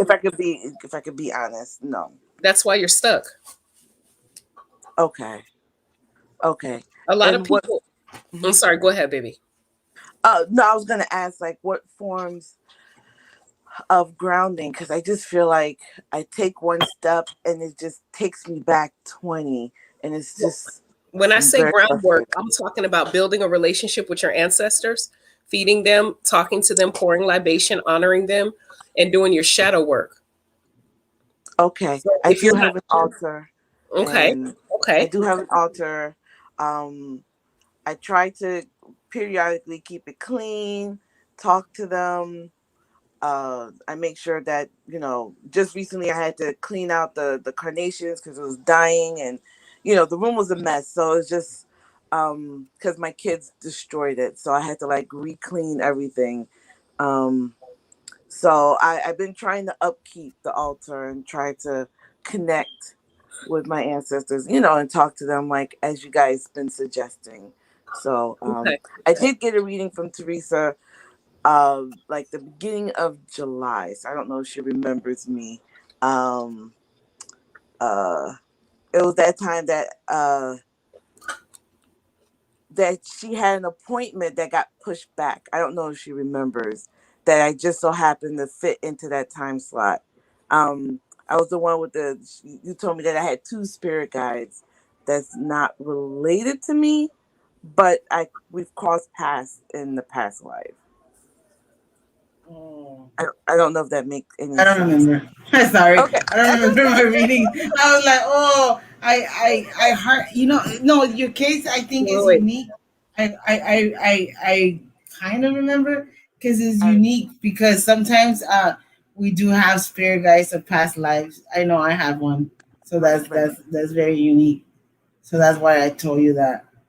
I And that's why understand. I remember. I mean, so yeah, the reading itself, I won't be able to I'll remember because I don't remember my readings unless I No worries. catch my like really focus. Like the lady that I just read earlier, I will Right. remember her. So there's Okay. No pieces that I worries. remember, but no. But if you want to remember, remind me of your readings. That would be helpful. It, I know when I called and talked to you, I was concerned about my court case about my kids. Um, Okay. yeah, and I remembered you told me about my energy. It's like you have a cool energy, like. And one of my spirit guides was very chatty. You said that she's very is a man and a woman, and but they're very very chatty. I remember you said that. Okay. Um, yeah. Yeah. But I think I did call you. And primarily it was to ask about my kid's court case. My court case, I should say, not my kids, but revolving my kid. So what happened with that? So right now, of course, it's on my favor. Um, and right now we're just waiting on mediation. So I don't know. That's the end Oh, of you. September. Okay. Yeah. So I don't know what's to come about that, but I mean, I'm optimistic. So I'm glad that everything came to balance, and I did tell you right that it was gonna balance. yes, yep, you did say Six to that it was ten going to different come to numbers. balance. Yep. Glad to Okay. hear. Uh oh. Since I'm trying to address you feeling stuck, so you are up on your groundwork or you're not? I'm not. Okay. So the reason why you feel stuck is because you're not setting your foundation for your practice. Okay. Building your Okay. relationship with your ancestors, if you don't do that, yeah, it will make you stuck. You won't hear from them because you're not building that relationship. Okay.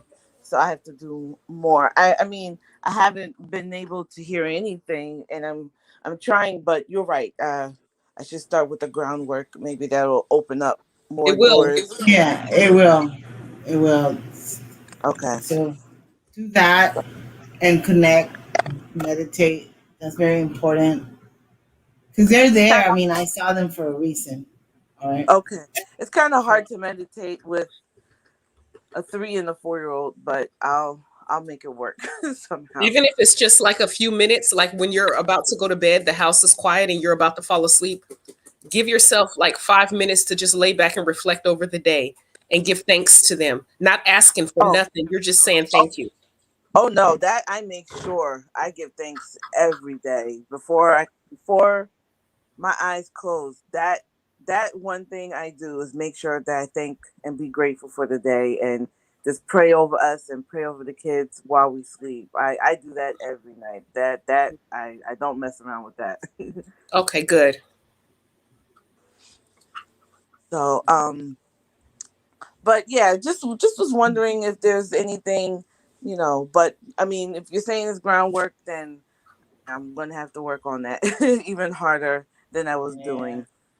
So yeah, just work harder. You'll be able to connect. Remember divine timing. So leave the control issues alone. Divine timing for everything. Remember. So that's Yes, yes. so. And it's weird. It seemed like every job I'm trying to apply for a second job. Every job that I applied to, I've been turned away. And for me, I've never had an issue of getting a job or getting second or three jobs. But now I'm at the point in my life where I need to make extra money because it seemed like I'm being depleted more than what I could replenish. Um, so it's like so that's why I was wondering about the blockage. But I have a video on my YouTube channel called How to Hear from Your Ancestors. Watch that video. okay, okay, I will definitely do that. I'll definitely do that. Okay, no, and so Also is there do anything the money spells for your money to enhance. Okay, road opener. you You did know. say that? Yes, you did say that. I have to get me another road opener. You did say that. I did remember you saying that. Okay. Um, and is there anything being that is it today or tomorrow the full moon? Is there anything would you guys It's suggest? kind of an Aquarius, so watch out. Say that one more Yeah. time. It's in Aquarius, so watch out. I'm in Aquarius, that's why. Oh, what does Yeah. that mean? I don't know what that means. That's my sign, my zodiac sign. Oh, You know, so is that Aquarius? dangerous? I don't know. Yeah, they say I'm dangerous. No, I'm just kidding, Valerie. Oh, No, no, it's not dangerous. The person to ask is the Hawaiian Boo. I don't know much about astrology, but I know the full moon is in Aquarius. That's all I know. I do. I have uh, a standing appointment with him once. Unfortunately, I need to get my birth my birth time for some reason is not listed on my birth certificate. I called the hospital and they said that they stopped putting dates the not the dates the birth time on people's birth certificate, which is the strangest thing ever. Weird So because on the death certificate they put the time on. yeah, yeah, which is weird. So I'm a little stuck, but I'm gonna get reading for my two kids. At least I'll know how to help navigate, for their He's lives. an astrologer, so ask him about the full moon in Aquarius. Okay, Yeah. okay, no worries. All right, thank you guys. All right, Valerie. Thank you for coming. All right, thank you. Bye Bye. bye, baby. Bye bye. Well, I really appreciate you, Teresa. We've been live for 2 hours and 51 minutes. Thank you. Thank you. I want to thank everybody for joining in. I want to thank and I appreciate the trolls for staying away, but the admins were not playing tonight. They were locked and loaded. I appreciate y'all. Get So some trolls tonight. we didn't have any. I guess Yeah. they got the message. I don't know. Yeah. Yesterday was full of trolls. Yeah. Okay. Well, you guys have a great day. Thank you, Teresa, and we will see you soon. Bye bye. All right, baby. Teresa, wait around for a minute before you go, but everybody else, bye bye.